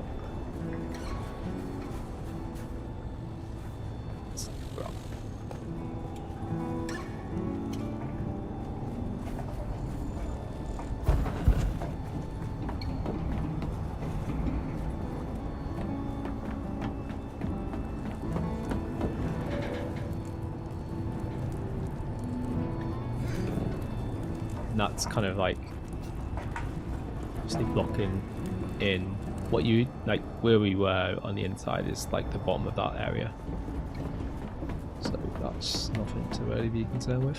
Or you're not going to get into anything like that. If you can get into an area like that, you'll normally see like a cut and erase symbol on it, which means like, hey, you can cut this like this. Like you'll normally see an item like that on a door or something in front of a door. When you see that, that means you can effectively mine it to clear it.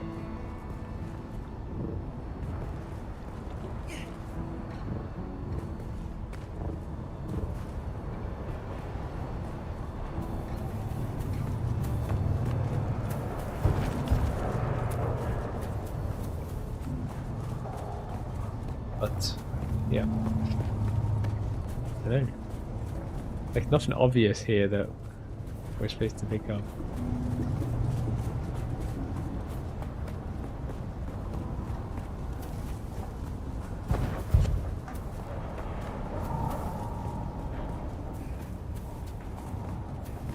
Check the surrounding area, because while it looks like it's there, it might actually.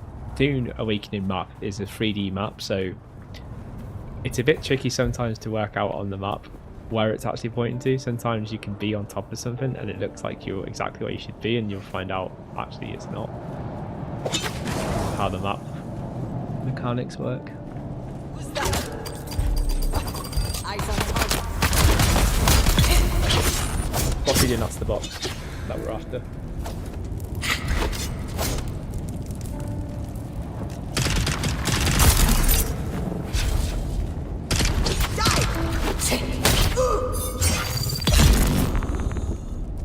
See that box there? These boxes here are normally mission boxes, which I was really hoping there was the item in there that we were after, but it was empty, which means it's not the mission that we were after, that we needed. Oh, that's disappointing.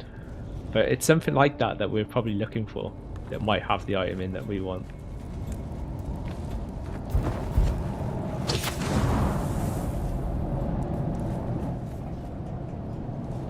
this occasion it was not one. But this looks like a NPC building. Identify yourself.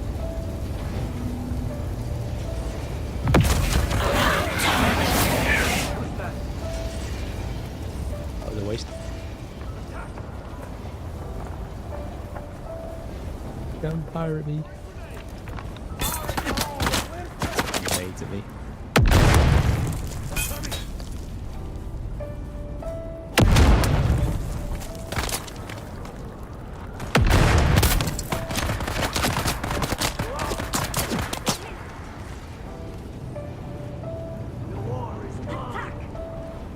Yeah, well, jump on ya.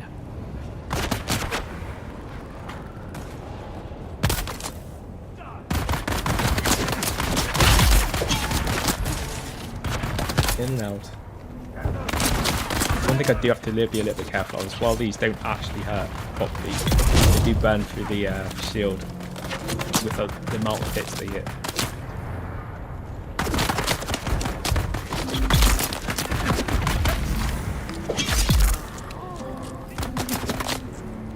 Like zero hardly stamina and still like walking through this place. Oh god. Got stuff. Where are you? Where did you go?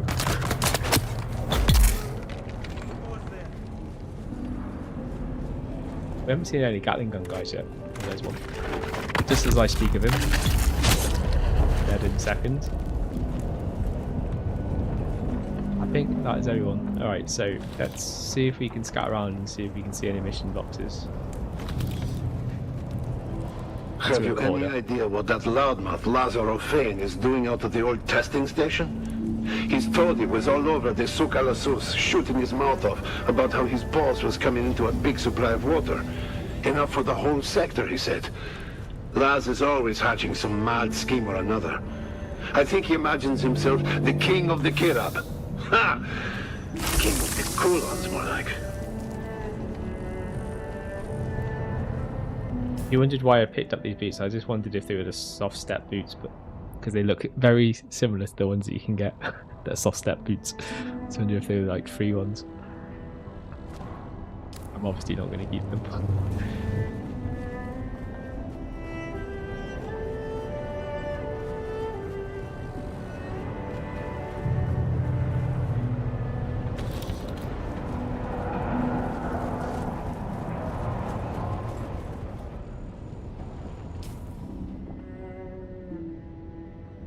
Oh, according to that map, we are definitely not on track to where we should be, but it was worth a go.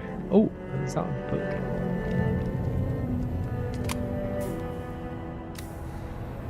I always interact with these things just in case. Just in case. If I walked past something and didn't interact with it and found out later that that was what I needed to interact with, that's the most annoying thing you can possibly do when gaming. Is like ignore something because you don't think it's irrelevant or relevant to you at that point, only to find out later that if you had done that, it would have saved you hours of like tooless trying to find stuff or do stuff. So I just tend to like interact with everything, and then at least I know in my mind that I've tried and it didn't work.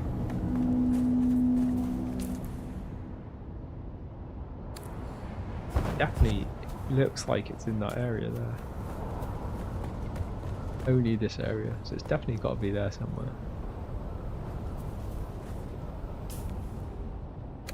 It's not that one. Definitely looked like this area.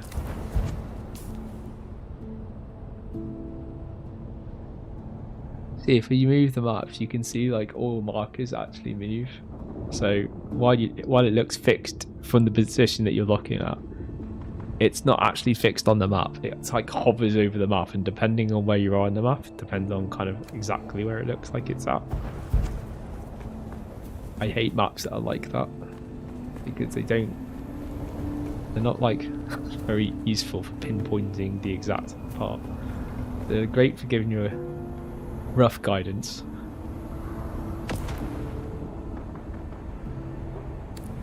and now it's definitely behind, so it's definitely in there. Every angle, perspective we look at it from suggests it's here somewhere.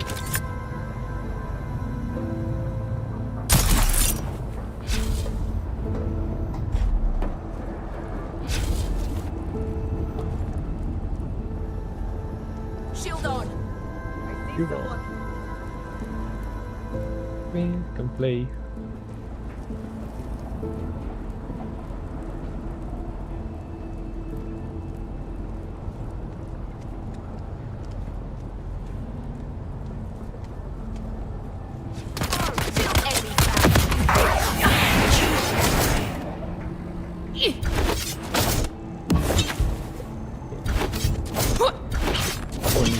Ignore my hit. Enemy sighted.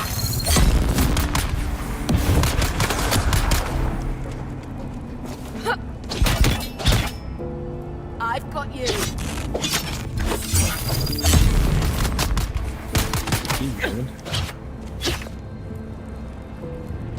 Yes.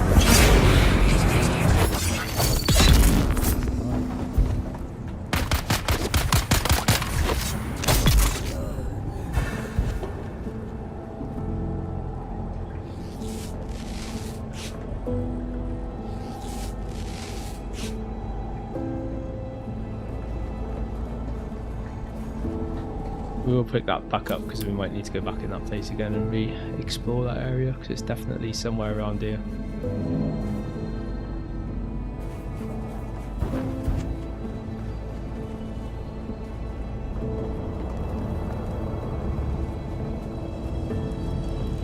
Yes, we could cheat and watch a YouTube video, but that takes away a bit of the fun. Like, I don't mind giving myself a hint to where I need to go, but not how to do every little element of it. Unless I get really stuck.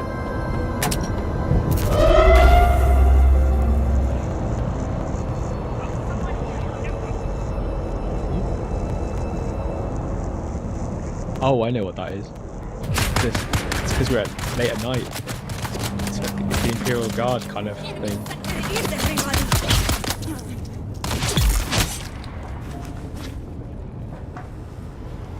Thinking, what the hell is that? I haven't seen them things for ages. The actual guards that come out of those ships are usually really quite powerful. Well, they are when you're like low tier. I haven't really done one wearing the type of gear I'm on. Yeah, they're still pretty low tier stuff. See those ships there? That's what was actually attacking us, and that's what dropped these. Now these guys, they super hurt when you're like low gear tier. So when you do see one and you're around, do not like engage them. Just try and run away from them because they'll burn through your shields and through your armor really easily. When I first moved over to this side, when I like got past the starter zone, I ran into a load of those and I tried taking them on. Oh my god. I was lucky that I had a player base that was there had a public shield, penta shield open, because if they didn't, I would have been dead. I can say, because I got the shock of my life just how, as you killed one, unlike that where I just killed them once and no one else kept respawning, these ones kept respawning more and more and more. There ended up being like 10 of them after me, and I was like, oh my god, this is ridiculous. And this is back when I had like tier 2 armor, which for my level at that time was actually good, but it's obviously nothing like what I'm on at the moment.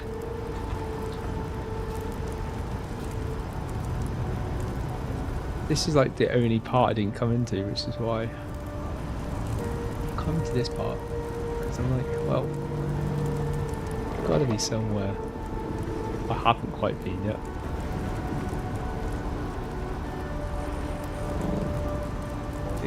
Probably go along that area.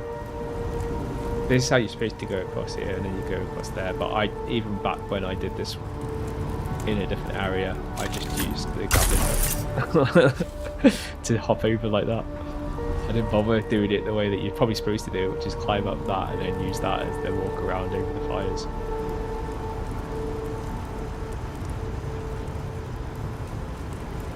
I didn't noticed it and thought, yeah, don't really need that. That's the slower way of doing it. I wonder if it's up there actually, that could be.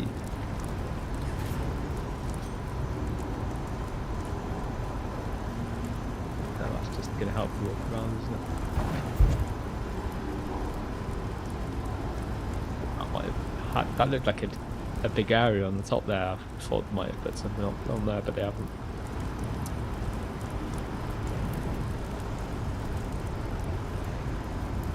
Oh, it's not really batteries, so I'm not picking them up for the sake of picking them up when I've got tons of batteries back on my base.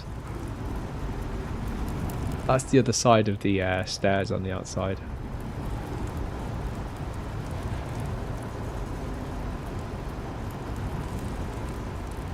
We have been high and low in this building.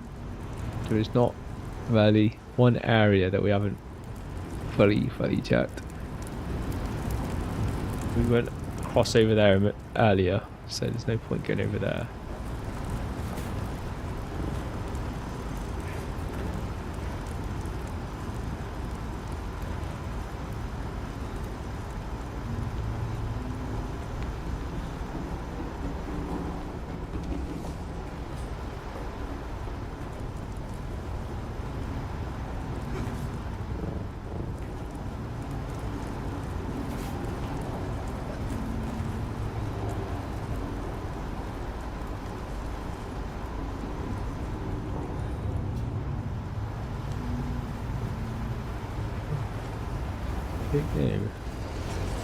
We went up there, or we've been up a part there. Whether it's that exact bit part, but I don't think it's going to make much difference.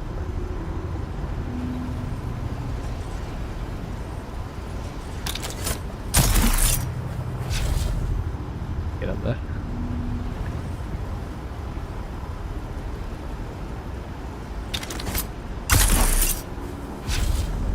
It's like a, when you use the goblin hook, there's like, it does grab you up high, and what at the moment's happening is I'm just a bit too close to this edge, so it keeps hitting that first lip.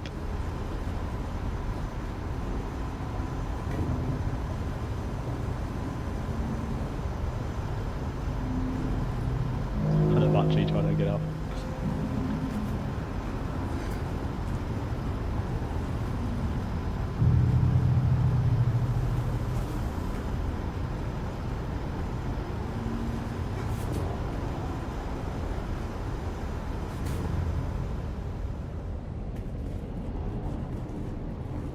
Is that where it's looking from down there? I think it is, isn't it? Or is it somewhere else? Pretty sure that's the same place.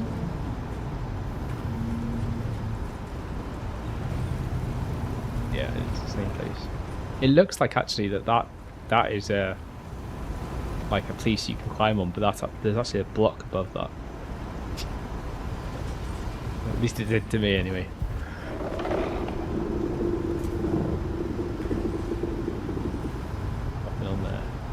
Nothing to interact with. Don't know. I am getting to the point where I am gonna YouTube it, Google it.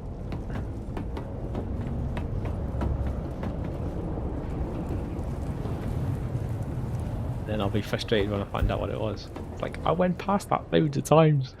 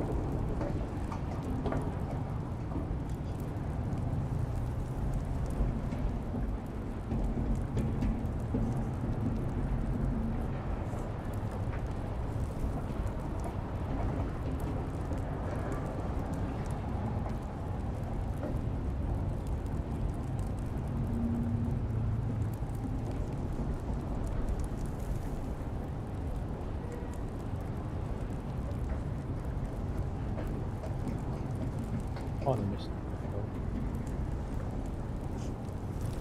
Help needed, I thought. I've just watched partial one of one I've already done. I'm like, yeah, I've already seen that, and the part that I actually want from it is where the video ends. Basically, it does the first part. The first part we've already done.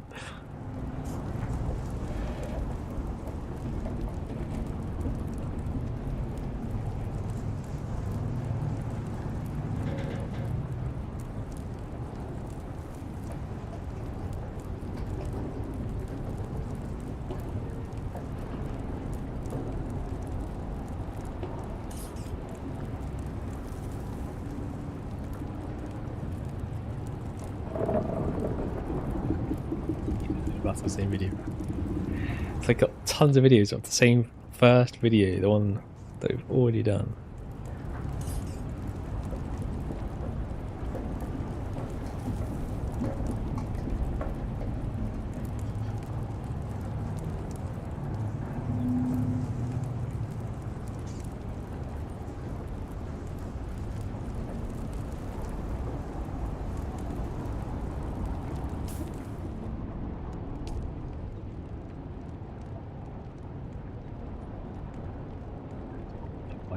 The actual mission is.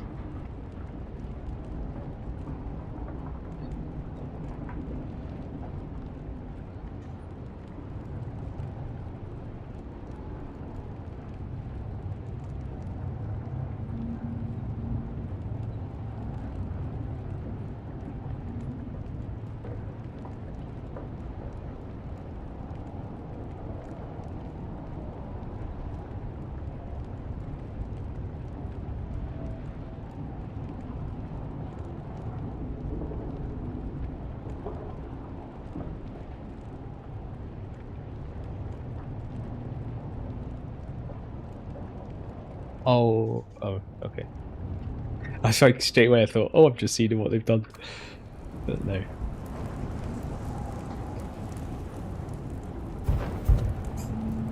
I just see them do that. I just want to see where do they get the item from?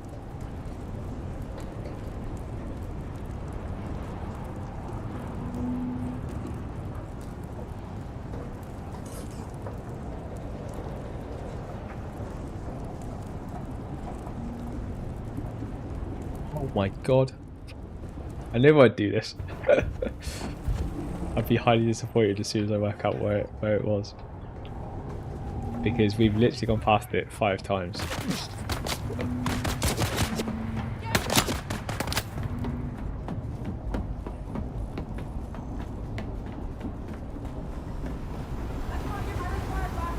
This. Good work, Spotter. What you've got there is a Chode Skypoint Mark 9 eavesdrop array, field calibrated for deep desert ops. You'll find 3 receivers in the kit. Get them into kidab camps without getting yourself turned into a conversation piece. I'm looking at the grid survey now. There's a solid spot for receiver 1 not far from your current position. Once you place it, I'll monitor the chatter. With any luck, someone's bragging about stealing from me.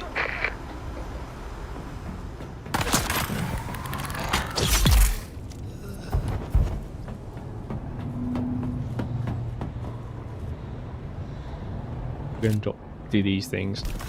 All the rest of this should be like really straightforward. But when it comes to finding things, like one weakness in most games is that, like that box we must have gone past I don't know how many times. I'm pretty sure I didn't see any interact thing flash up when we went near it. I'll watch the video replay later and check if I did.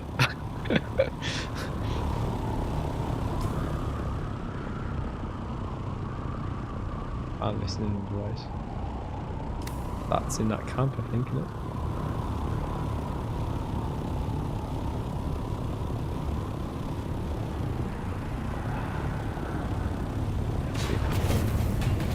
When we cleared out before, which everyone's back.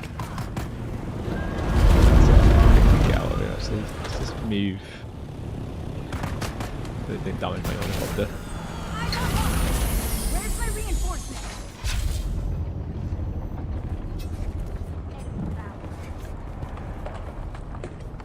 here. 22 meters. Eyes on those plates. I need reinforcements. You all loaded.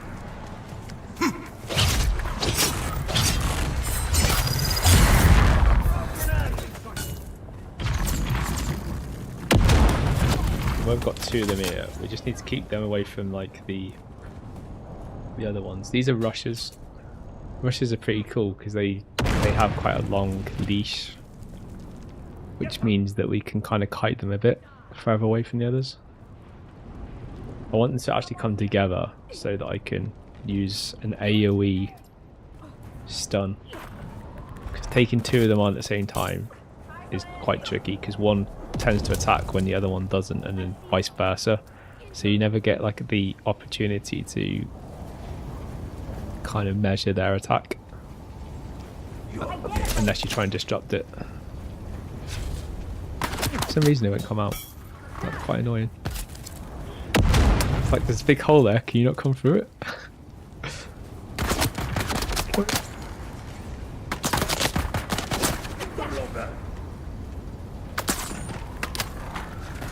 don't feel that they can. Very weird.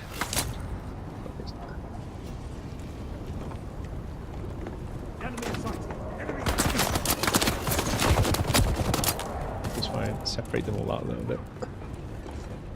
At least get the rushers to rush me.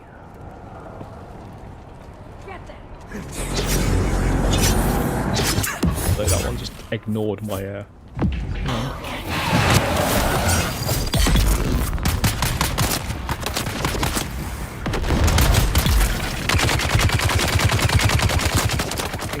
It's like they've got a slow turning knuckle, so if you just run around them, you can actually avoid all of their attacks. Even if you're like slow, just watch the melee they do. If you've just seen them do it there, if they catch you with doing that, it'll give you a knockback. The other Russia, did someone kill them? I think they must have killed one of their own people. Alright, where's this thing I need to drop off? 9 meters away. 3 meters. Come in, Spotter. You did good. That placement was clean. Signals cutting through like a crisp knife through boot leather. But one ear on the sand isn't enough. I need a triangulation fix. That means placing receiver 2 northwest of your current position. Engaging enemy. Fight the enemy. Where's our next one?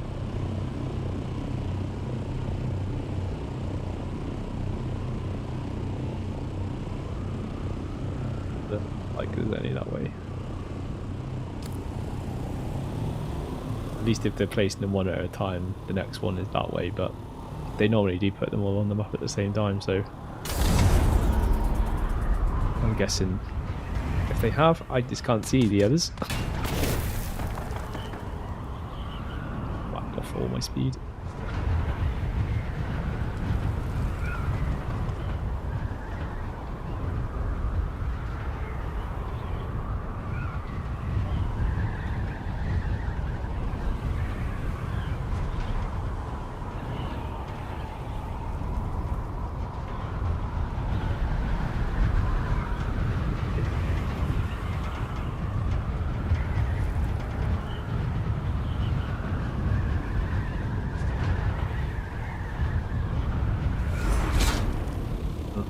Probably need to put the next one.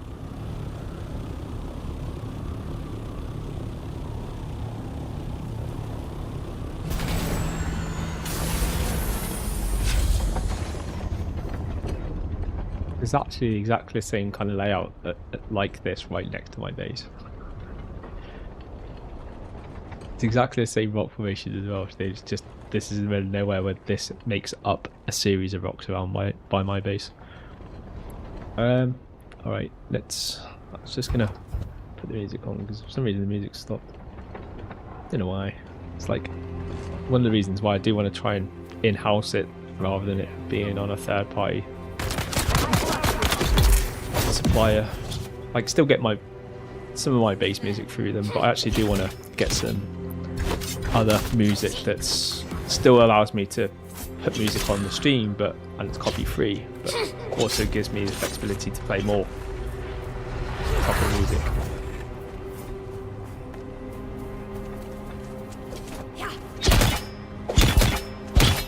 One of my objectives for this year.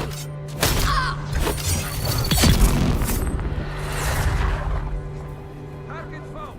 They require assistance.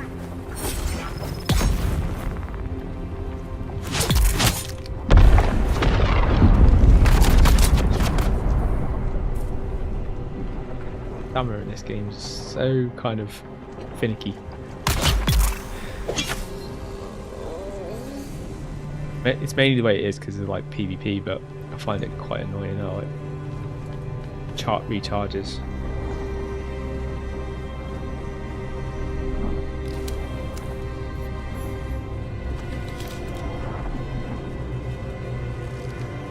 Now I know it's boxes, let's make sure every box I see I try to walk up to and see if I can interact with it.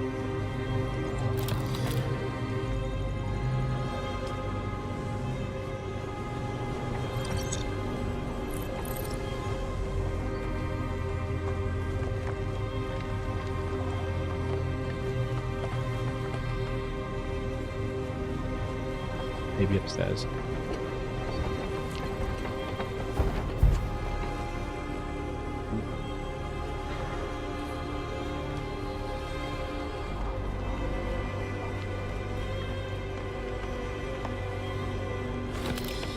Just pick up these bodies really, because it'd be good for water.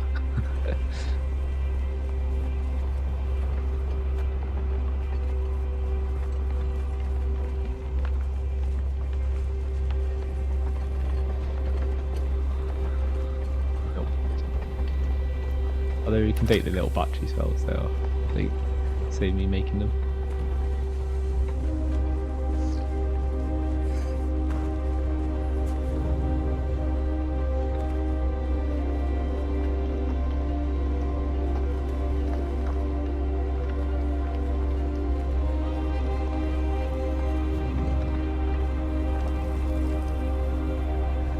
Like places like up here where they like hide and things like that.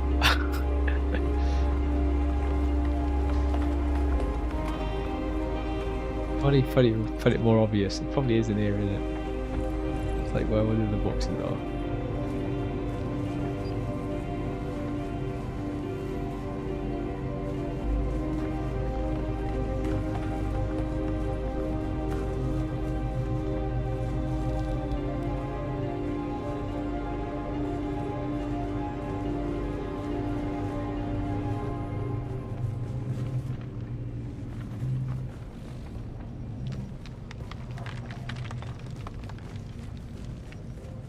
There's the actual thing there.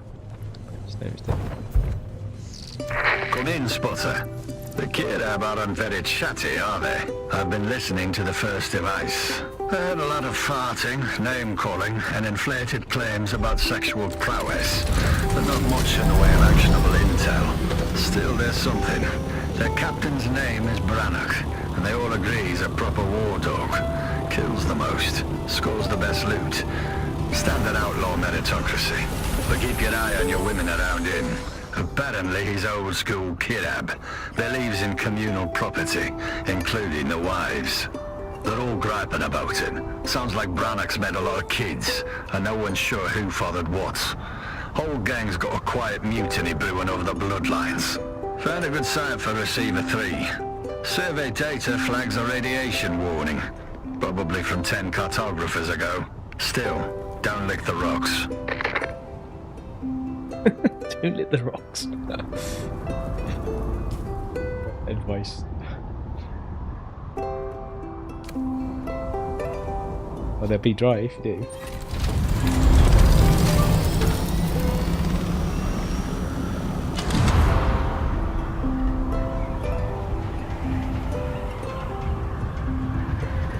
To the next drop off. We're not looking for boxes anymore, which actually just inklinged on me when I noticed the intercom on the wall. It's the intercoms we need to look out for.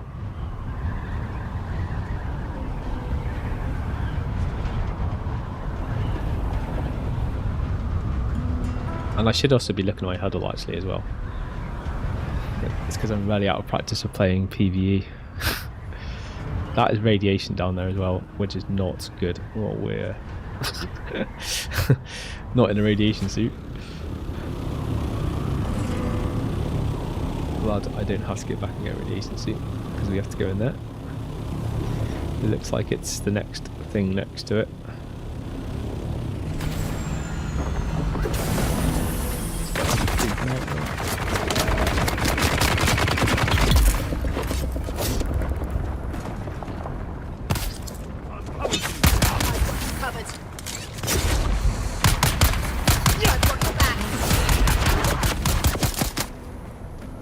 Shield down.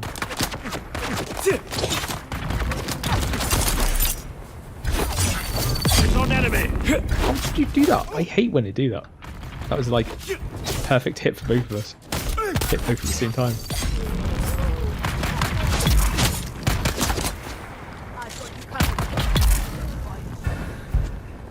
There's someone here. This one would be quite challenging if you were at the right level.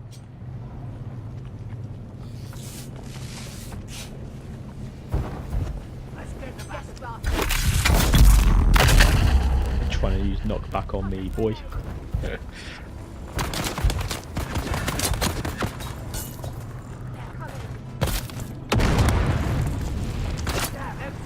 Fire in the hole. Die.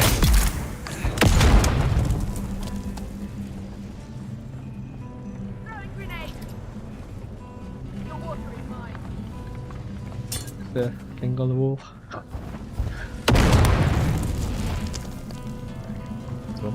Come in, Spotter. Finally, something we can use. Got excited campfire chatter about a slaver raid at the old testing station they hold up in. Sounds like it was a real pitched battle. I pulled up an old guild survey of the sector. There's a testing station marked nearby. Station 13. Could be the place they're talking about. Desert rats love nesting in those old hidey holes. You should have the coordinates now. Go there, recover my package. But Spotter, don't die.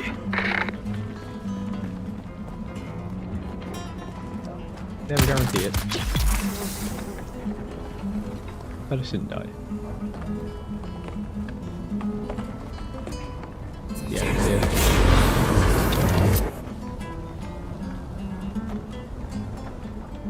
There is a bug with this game, and it's to do with this. If you actually press one of the other things and then press the grappling hook straight away, it bugs out and does what this is doing now. And there is no way of breaking out of it until it just drops the weapon. It's so annoying. It's very annoying when you knock it in battle, if you're PvPing or something like that, because it will literally just bug out and then you're like, can't do anything. You need to go to testing station 13, which I don't remember where that is actually. I'm sure I've been to it before. Oh, the hole in the middle. Oh, is that a new one? I don't remember there being one there. Oh, we might be going to a new testing station. At least one I've not been to before. Like, not obviously new, but new enough. We'll hit some PvP now because I'm about to go over a crashed ship. Which will probably... Oh, I didn't. Normally I'll try and change instance as you're going over it.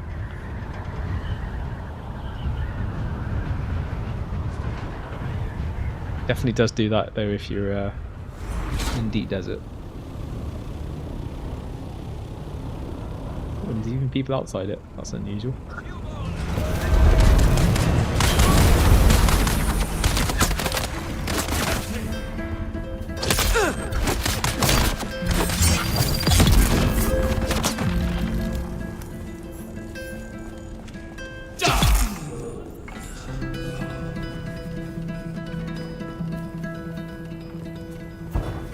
Go.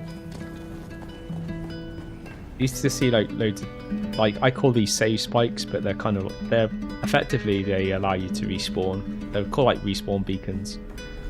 But Funcom have changed the mechanics, and I'm pretty sure I read that you can't put these actually in the testing station anymore, because people used to use them as like save points in the testing station, because there are some like air gaps, as I would refer to them as, in some of the bigger testing stations, and they can have challenging bosses in, so sometimes it's nice to put like what I call the save spike in, so that if you do get killed by the boss or whatever that's in that area, you can instantly respawn without having to like run all the way back through the testing station that might have also respawned since you've been through it.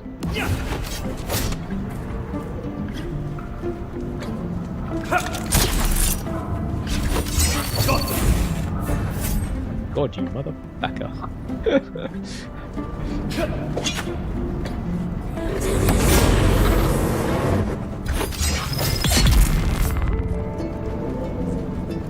Hate NPCs like that. They dodge things.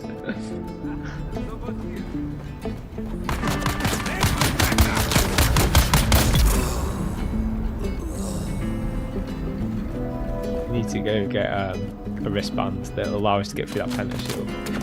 Be down here somewhere. I see someone. Oh, there's another Penta shield down there as well. Shield on!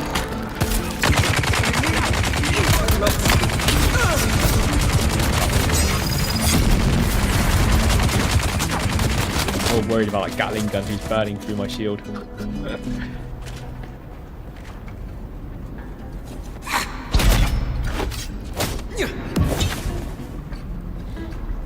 As soon as they do a power strike like that, it doesn't matter like about levels or anything like that, it'll still break.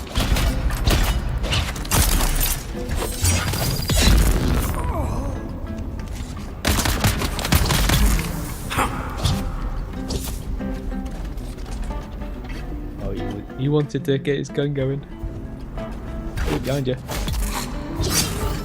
Oh no, you didn't. I seen you coming behind me. The amount of times I've been like scared out of my fucking bits, I've been there and not noticed them and sneak up behind you because you're scaring heebie-jeebies. Reveal yourself. God, how many are there?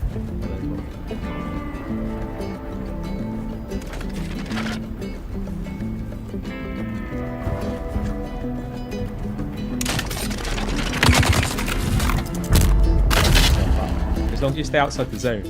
You notice like that bubble that came around him.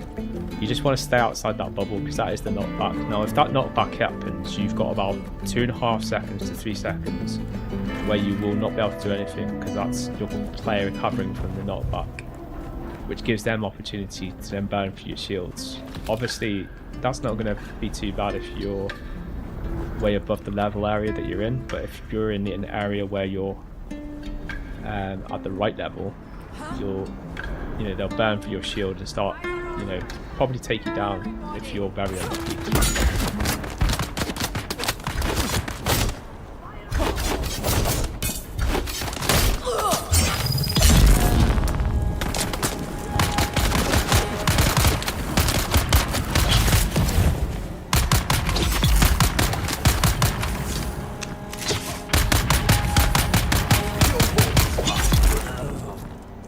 He walked away just enough.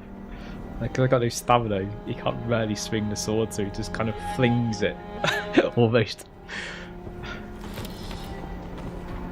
Don't know why I'm picking up all these things. I'm mainly just picking up the money when I notice that there's like a little chesty thing that has a little bit of Solarian. Shield on. Ambush! I need help. Oh wow, that spawned a lot of people in there. This is very similar to testing station number 1 in the deep desert. Just there's a lot more NPCs in there. This would be very challenging if this was like, if you were doing this at the right level.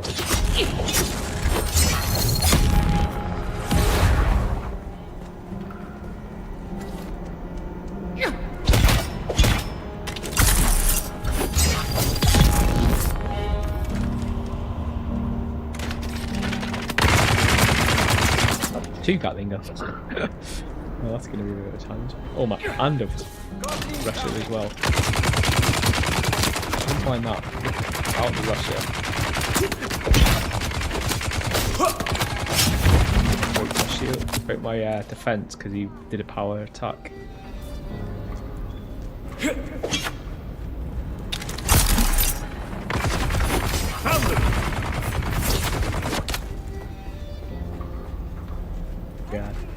Yeah.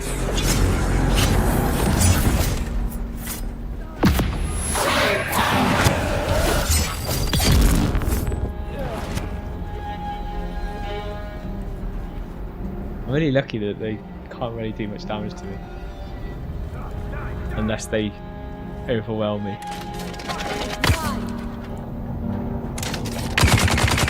that cooldown to cool down a little bit more.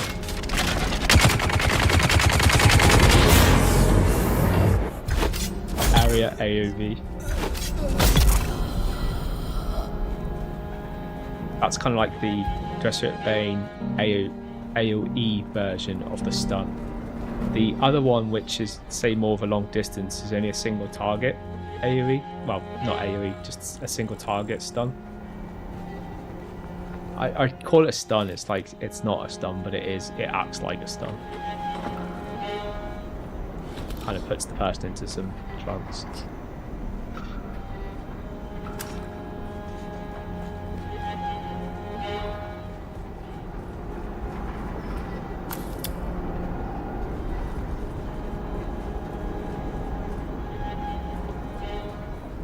Hell, this is a low area because when you go up to the ammo and you don't see heavy ammo in it, that's a sign that you're in a place that is low tier, like the bottom half of the tiers.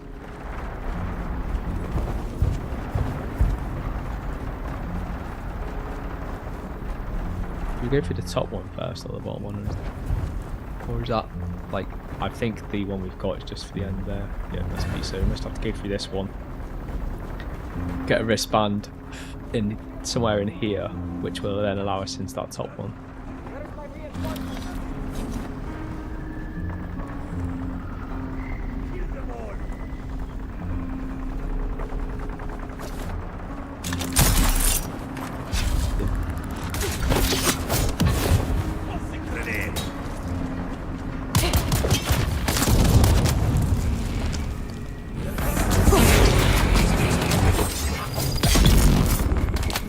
The thing is with the AoE one is it doesn't work very well on the rushes unless you can get them to stand still for long enough.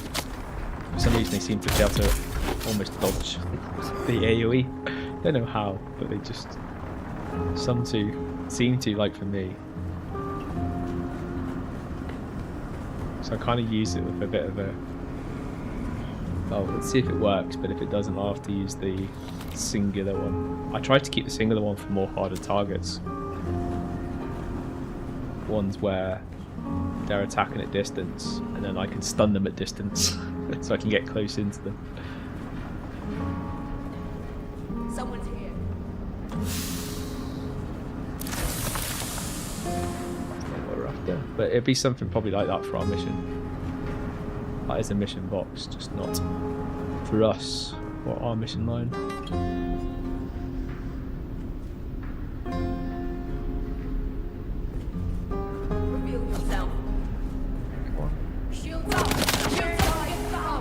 Come on, Mr. Russia.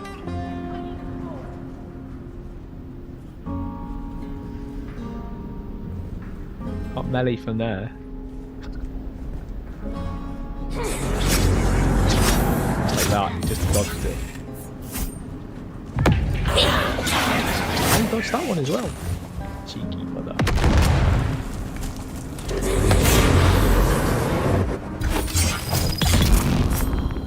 Dodged it, although it didn't register it because it didn't actually. Sometimes it will do that, but it will also give you the cooldown as if it actually has hit the character. Well, at that time, it didn't. It's a bit hit and miss whether that happens.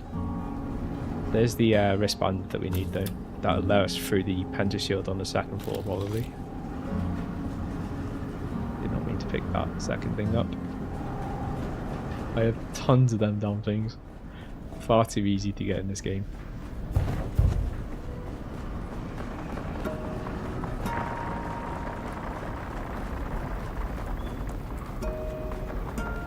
Yeah, so if you ever want to know what the layout to testing station number 1 is in the deep desert, come to testing station 13 in Hagga, and the characters, the NPCs in here are different, but the layout is the same. Huh? And just that lock. No. That's the one thing that's different. If you're in here, there isn't a huge amount of like things that lock the room, but as soon as you get to the deep desert, most of the rooms will lock, especially when you get to the end rooms.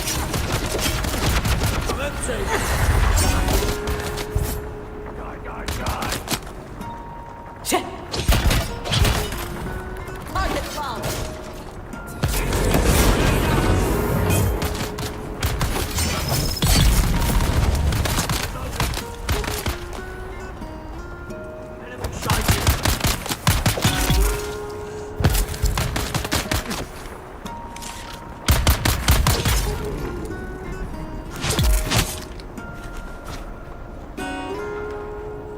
This is the end room, at least in the deep desert, so I'm assuming this will be the end room here as well.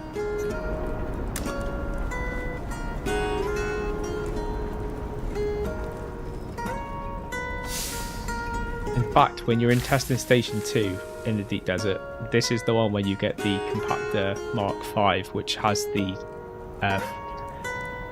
is it 40% minus worm aggro or something like that? Actually, maybe the soft step boots that have the minus worm aggro, but it certainly has also a 30% worm aggro mitigation on it. Oh, that looks like a mission box, and it's still not the mission box I want.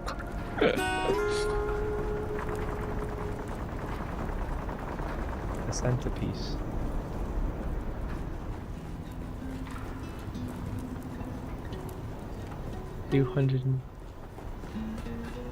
Don't say I've come down here and I didn't need to.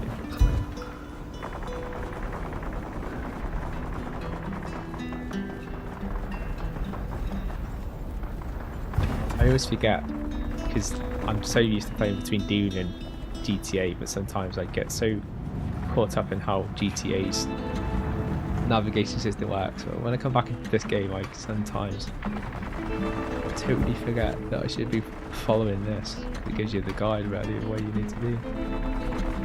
I'm pretty sure that is like, I need to remove that marker. The map.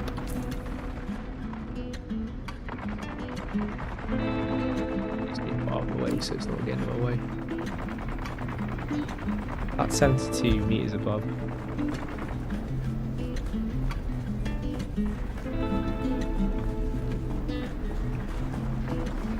What have you been up here?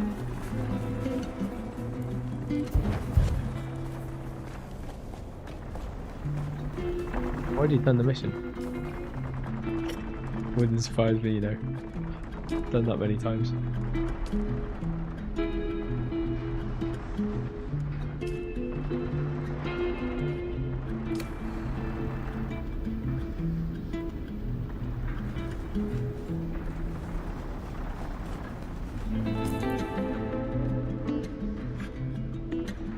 Search the testing station for clues. Well, hopefully this stuff doesn't respawn too fast.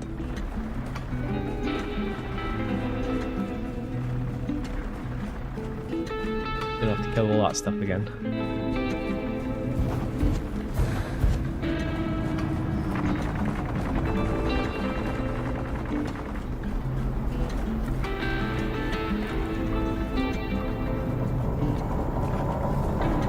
I will imagine though. Oh, yeah, that. Okay, so when you go outside a testing station, all your wristbands reset. So that's probably red as well. Yeah, so we're gonna have to go back to the first place. Get the first wristband, then get the second wristband, and then we should be able to get to that room. I've got a feeling what we're after is in that room, because I'll normally protect this behind the hardest or the end room in order to make sure players do it properly, or at least try and do it properly, because you could in a lot of this, especially if you're doing this like at my level now, I could just walk through here and just like try and shield tank it, because there's nothing actually that's going to hurt me unless they overwhelm and like crowd control me, which is very unlikely, especially in this low area. Like in the higher tiers, they will crowd control you, but in this area, nah, I don't think I've seen anything crowd control properly here. That doesn't really start until you get to the very end area of Hagga Basin into Deep Desert. Deep Desert, constantly. They love crowd controls. And every single character there has a shield on, where here not all the characters do. I'm just used to now using the sword on everything, just because it's guaranteed to break through it, regardless of if you have a shield or not. I need to start checking, see if I can interact with anything. And there could be a hidden room in somewhere like this, because sometimes you normally can tell, because there will be one where there's a light halfway up, and it's like a line of a light, and that's a sign of there's a door there, a hidden door. Well, not so hidden, but it's not obvious that it will be there. You can get a lacquer drug just by burning a lacquer wood. But the smoke won't do much beyond making you not care if you live or die. That's why they give it to gladiators. Makes them fierce. But we'll need to put the Alaka ash through a crystal extraction process to get pure Samuta.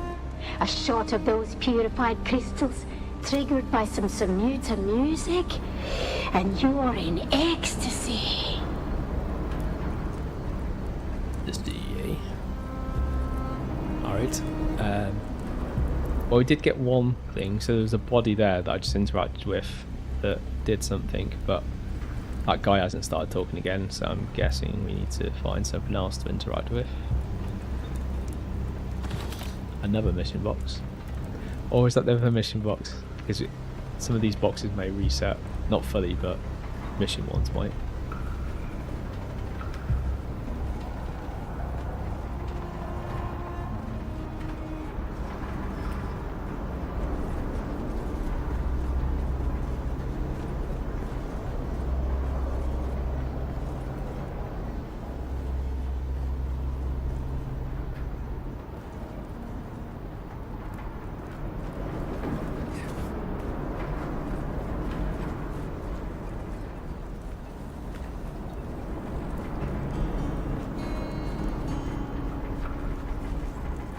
Around trying to select everything and anything.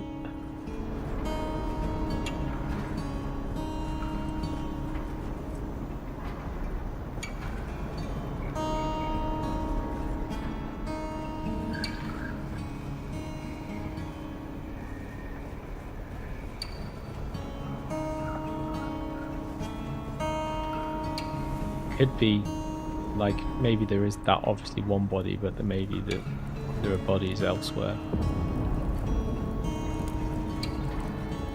I think I'm pretty much exhausted.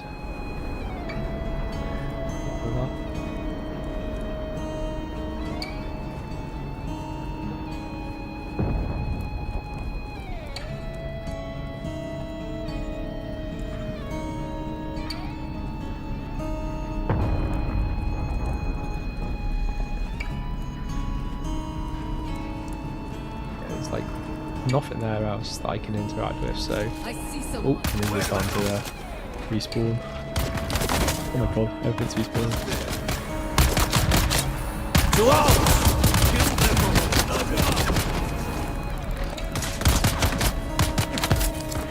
See some respawn.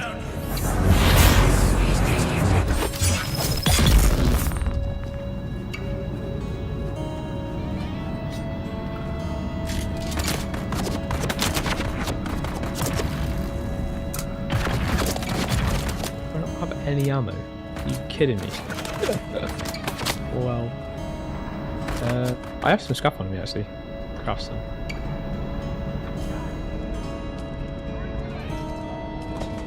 Oh, I don't have enough scrap. Oh my Christ. I didn't notice I had some scrap on the move before. That's all it is.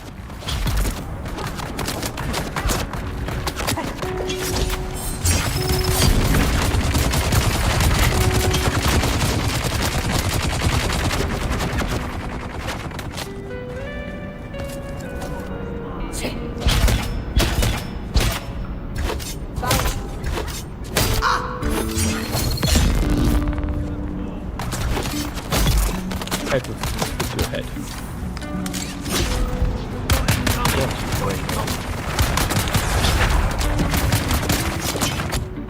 Need to reload. What's that?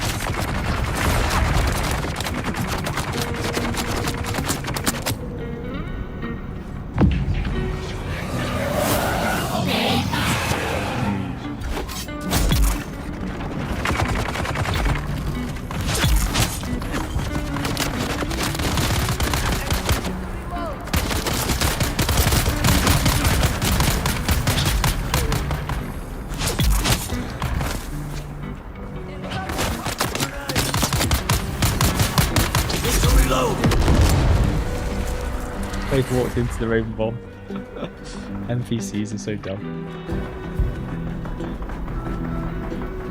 Hey, I've got a feeling that body might be in the second room over here. I see someone here. Enemies back, I need backup. This is how you could get overwhelmed because there are a lot of NPCs in here. So wondering if there's anything on this.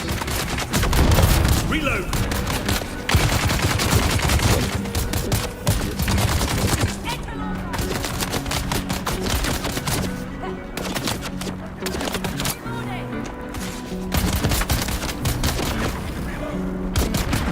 Kite. We have a lot of rushes.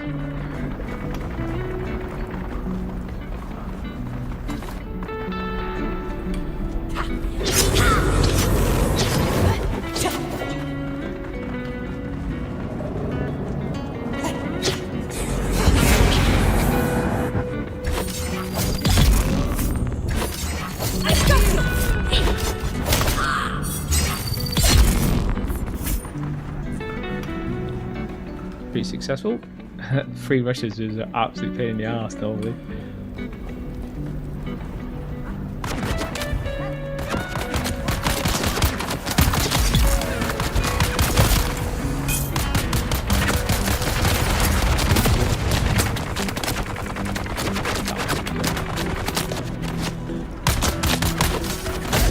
Fire in the hole.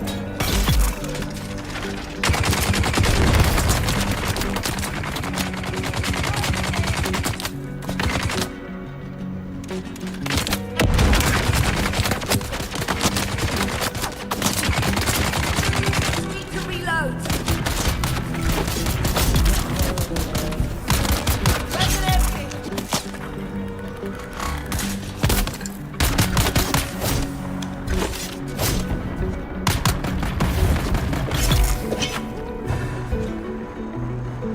Okay, let's just have a quick proper look. When I scanned through it, I couldn't see anything like a body. It's hard to tell. I thought I'd seen maybe something in this corner, but I couldn't tell what it was.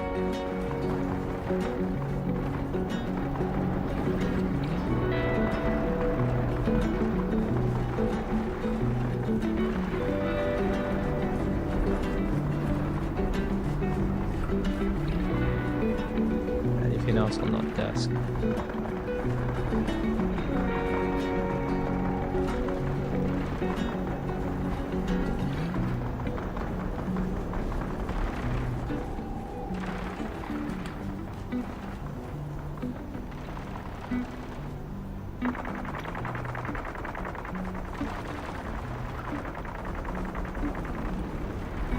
This game is like this, like so finicky with sometimes trying to find these things. And I always get caught out as well. Is it a book I'm looking for? Or is it a scroll? Is it a box even? So many different things it could be. Could even be a hidden room. Is there? There are particular places where the rooms normally are. They aren't normally in like random areas like that, but it wouldn't surprise me for them just try and throw you aside, Kira.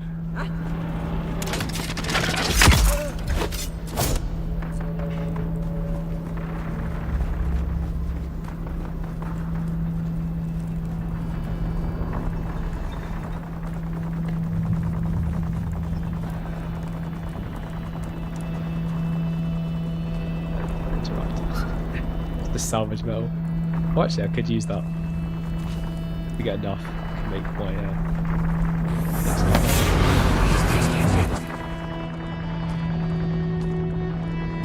one batch. Won't last very long, but gives us an option.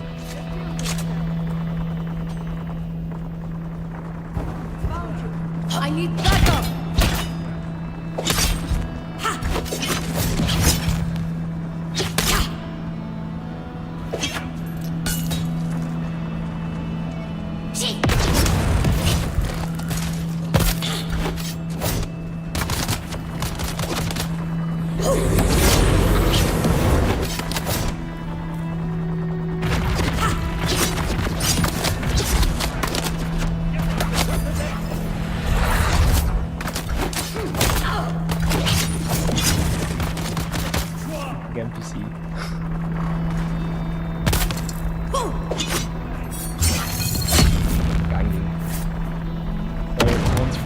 Something that knocks me up and gives me knockback, while the other one tries to use their power skill.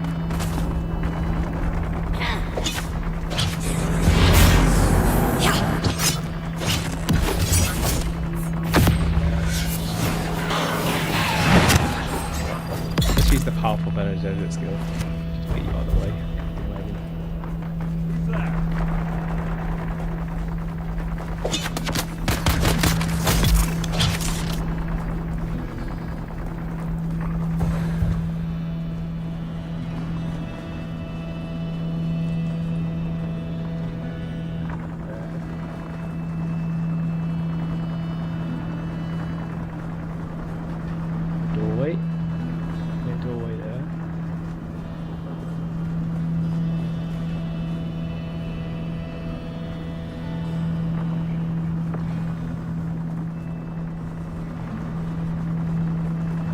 This is like an area I'd expect them to try and sneak something in.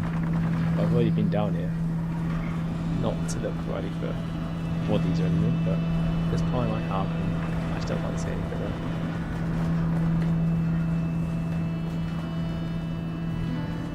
Shields up! Who's there?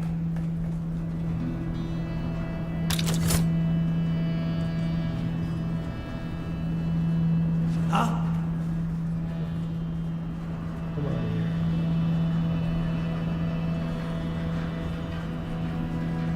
Identify yourself. Okay. Come here. Eyes on target.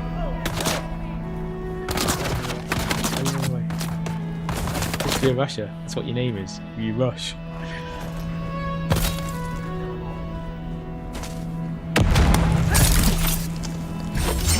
Target found. You should not be able to do that. You're like half of the DPS that I just hit on you would kill you. Never mind like a bit of it.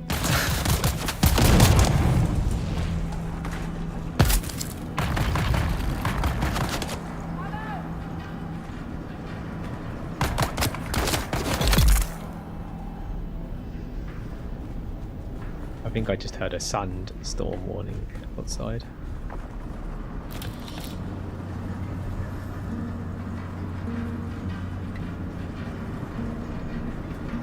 Nothing to interacting with this room.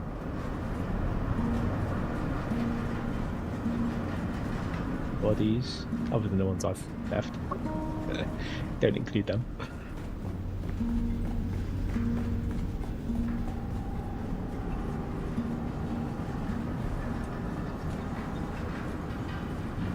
Sector weather alert. A large sandstorm is approaching.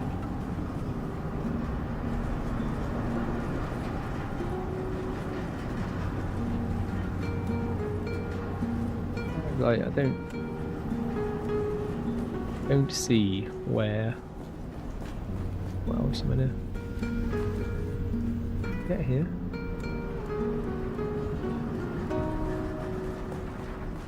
You've cleared that. Oh, look through the whole area.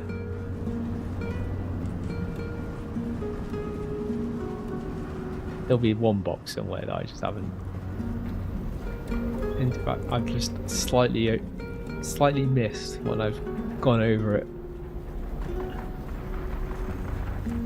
Oh, there's one. I know it's salvage metal.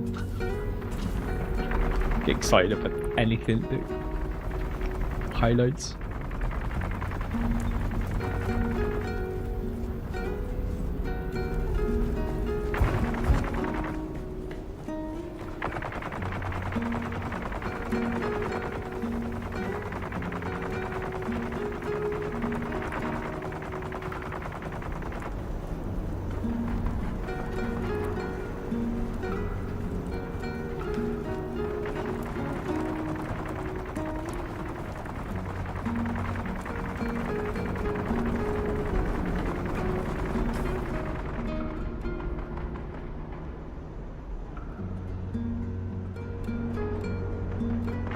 That marker's disappeared.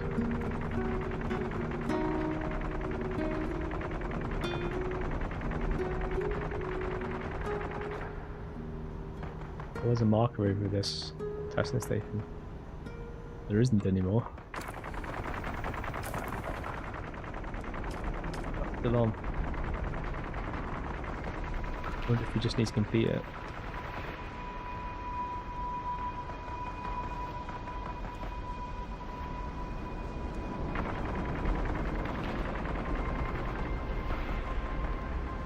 I don't remember where this guy is. I think he's either in the Harkonnen home world or village, however you want to call it, or he's in the Atreides one. But he's obviously not in Hagga Basin, so I think we might need to go out. I'll quickly check to see which one he's in. I think he's in the Atreides one, but I'd rather check and go to both of them and find out it's the other one. Someone's here. Pure illusionist.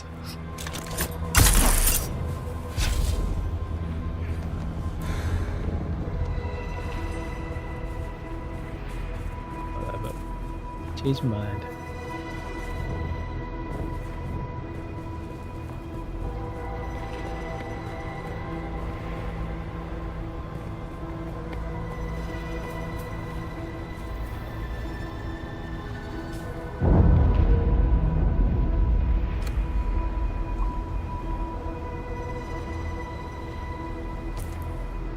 So, I think, as we don't see any marker here,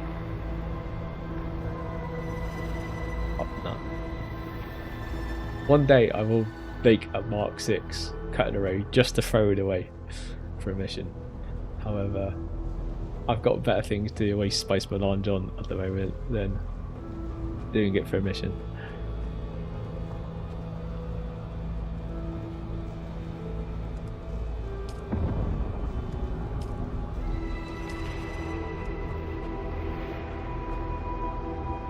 Check to see where we need to go, whether it's Hagga Basin, not Hagga Basin, if we need to go back to Harko Village or the Atreides homeworld.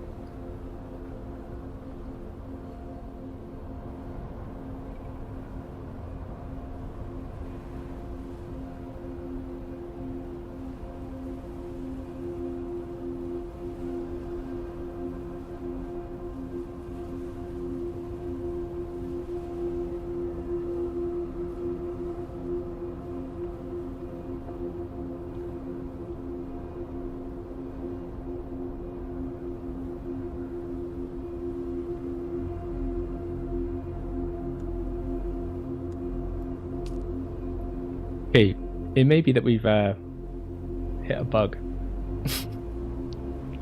Because I've just watched someone do this, and when we played the recorder and we also were waiting for that to finish, I was expecting the person to talk over him like that guy, and in what I just watched, it did when they touched that body, but it didn't for us. But it also gave them another contract, which it didn't appear to do for us. So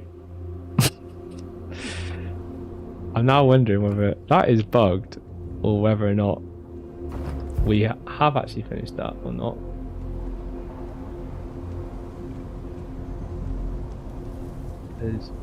Yeah.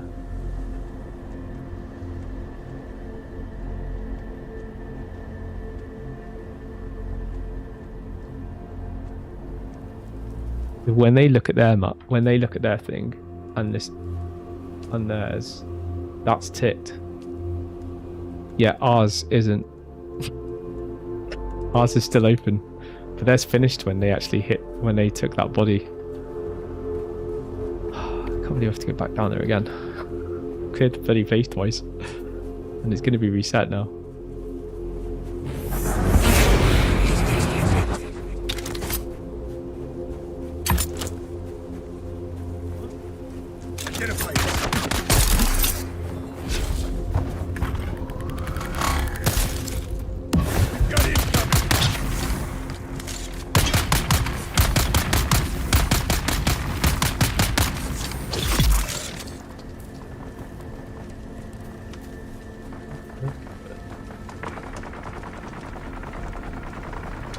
Now, I'm hoping this hasn't reset,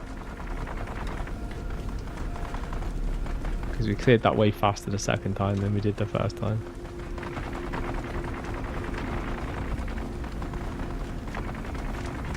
Oh, perfect, so it ours.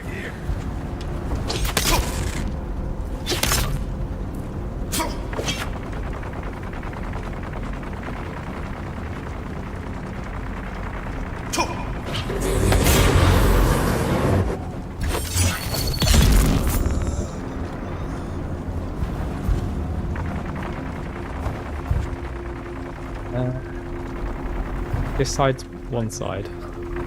We're just going to grab the wristbands. I'm not going to clear it over them.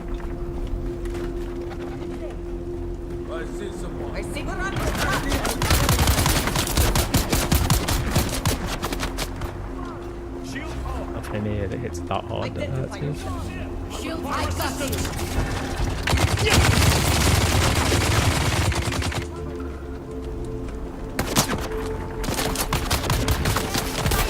I watched someone that do this with a much lower level than I was. I can tell because they struggled. They were trying to do what I'm doing now, which is literally just walk through the place, but they weren't able to because their shield and everything wasn't powerful enough, so they were taking damage when they were doing this. Shield on. Got them.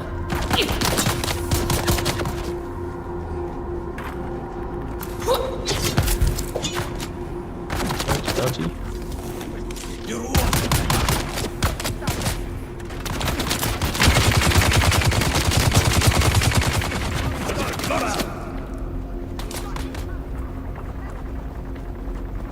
See if we can interact with that body again.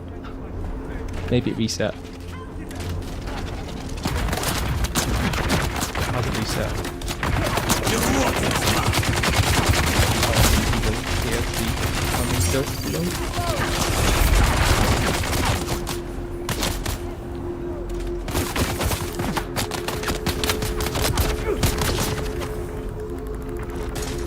How many rushes do we have on us? Oh, there's only 2. They're spread out though. I need them to be close together.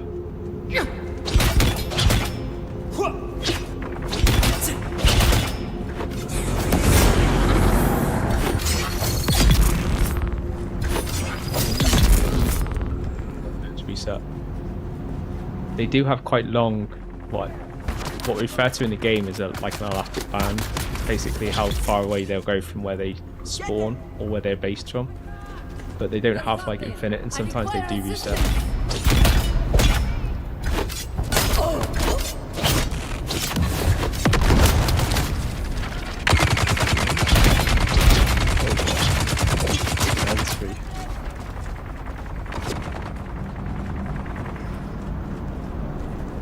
Reset. That was reset.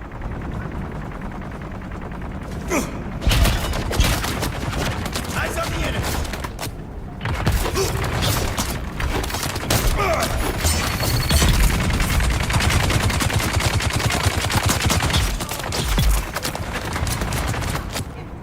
They're the only ones that break through my shield. All these ones don't really even affect it. But those Gatling guns, when there's enough of them.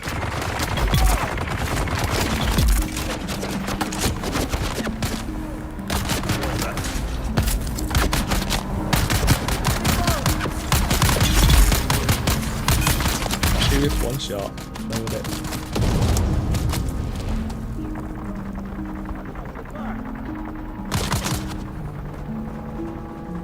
What's left in here? This looks pretty empty. Yeah, so when I went into the body a minute ago, I couldn't seem to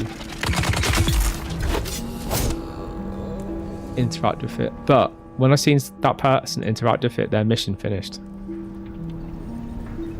I'm not sure if that means I'm bugged out or... You can get a lacquer drug just by burning a lacquer wood. But the smoke won't do much beyond making you not care if you live or die. That's why they give it to gladiators. Makes them fierce. But we'll need to put the Alaka ash through a crystal extraction process to get pure Samuta. A shot of those purified crystals triggered by some Samuta music, and you're in ecstasy.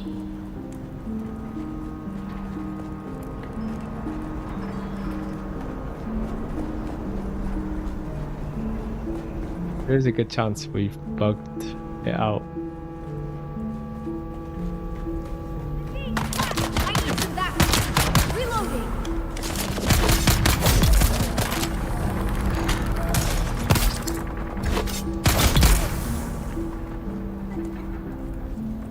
Get the enemy.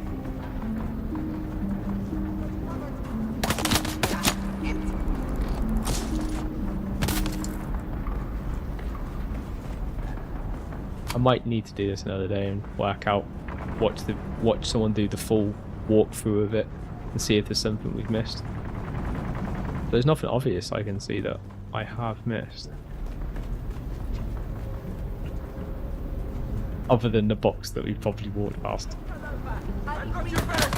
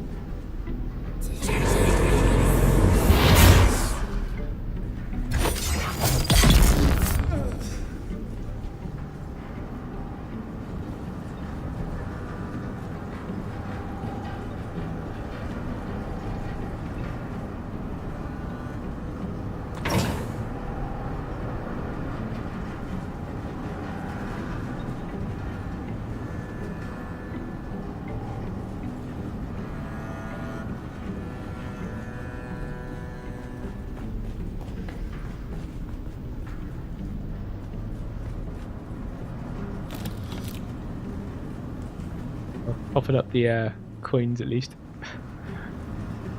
I must have opened the same 3 boxes in this whole place that you probably only ever opened once. I've opened 3 times because I've been through it so many times resetting it.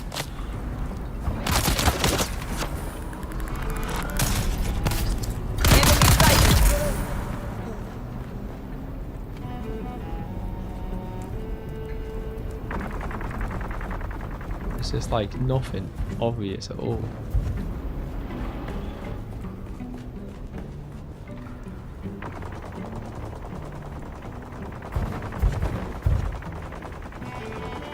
The person I watched was dying, trying to come through here.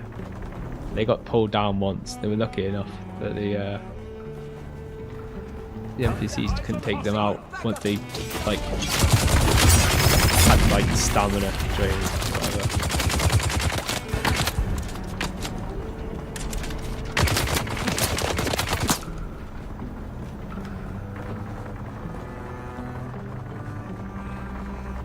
They're quite close to each other. We might be able to AoE them. If I can get enough stamina that just doesn't want to fucking recharge. Stupid fucking game.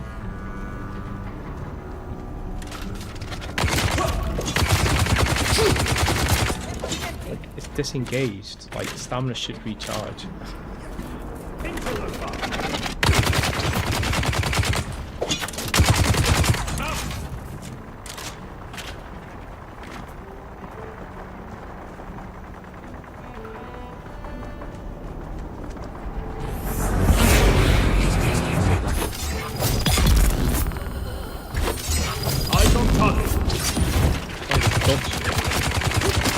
Joking me.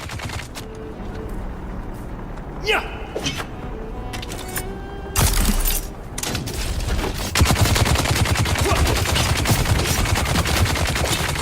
Yeah. Need to reload.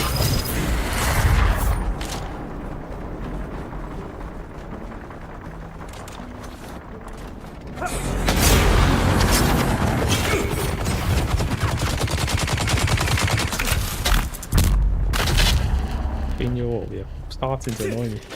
I've told you a million times now.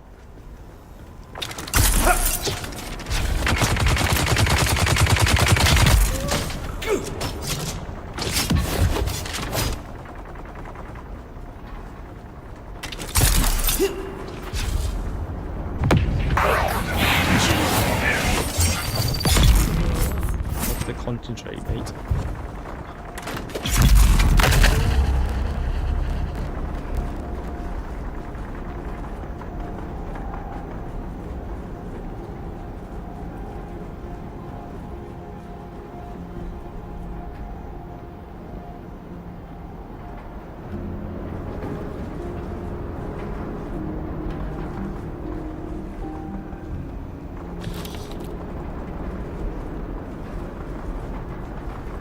Gotta be something that person did that I didn't notice. I did skip through their video because they were taking forever to get through everything. They weren't just like running through it. They were showing themselves getting killed and all sorts.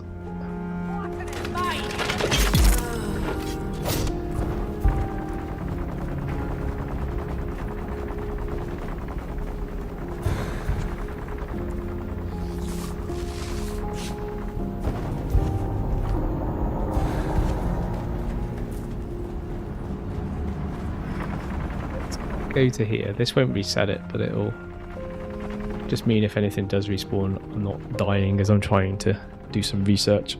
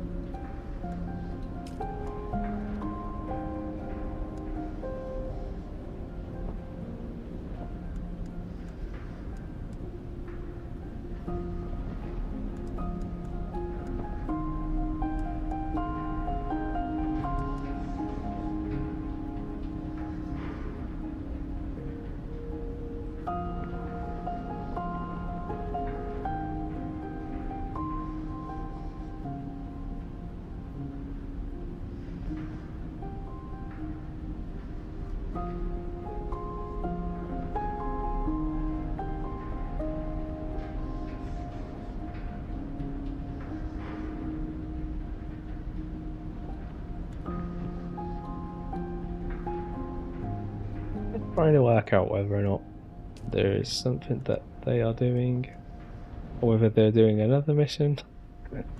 Because they've also got 2 missions on their screen.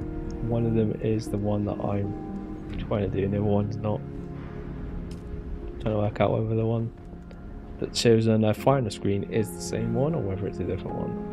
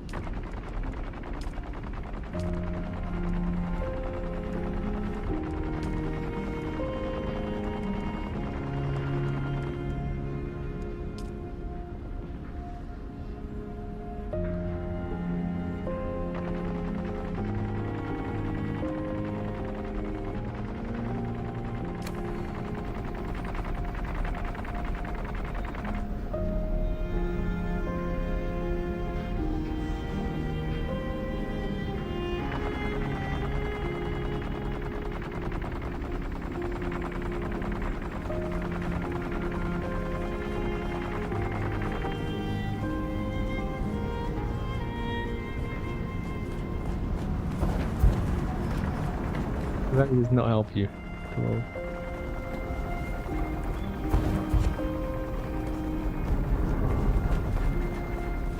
I have to watch another video on. Watch someone else doing it.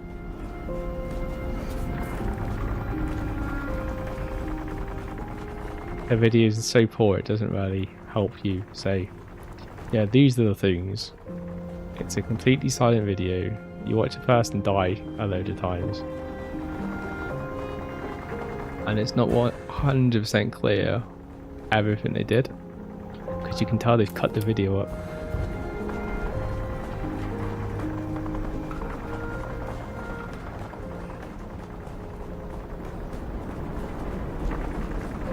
This stuff's gonna start respawning soon.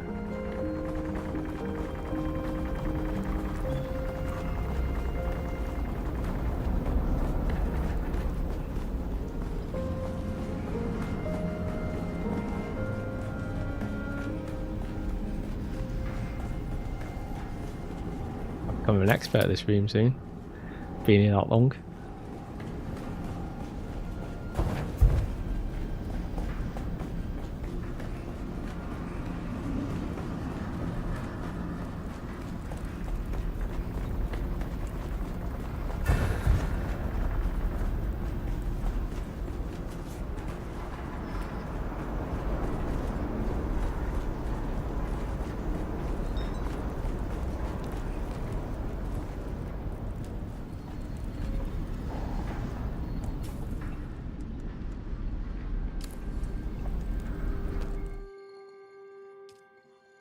We're going to try relogging, see if that helps.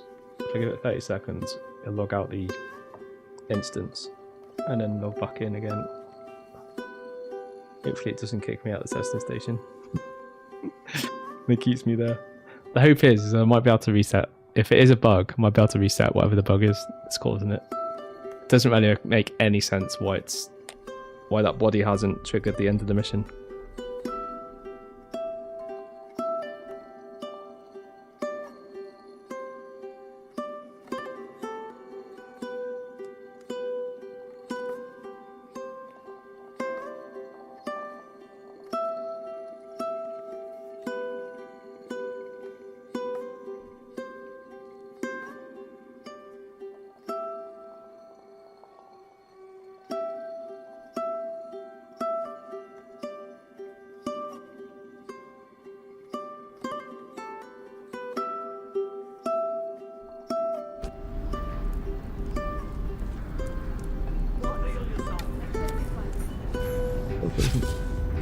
Still doesn't allow me to interact with it. Still dead.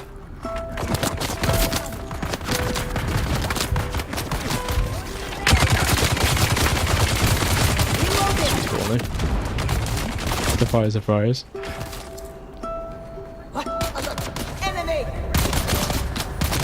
Enemy. Well, enemies go in because I've had enough. We're going to call it the end there because we are way over where I'd normally finish, and I've got to the point where I've had enough trying to grind through this silly mission that seems to be not finishing the way it should do. So we'll cut it there. And we'll join back up for Dune Awakening next Tuesday. So next Tuesday again, it's at 7 o'clock. And tomorrow we'll be in GTA Online, and we'll be continuing some more mission running to get as much money as we can to continue to grow our GTA empire. So thanks very much for joining us today. If you do like the content, do consider subscribing. You'll get notified whenever we go live, which we do schedule during the week. And thanks very much for joining us. Good evening, good night, and God bless.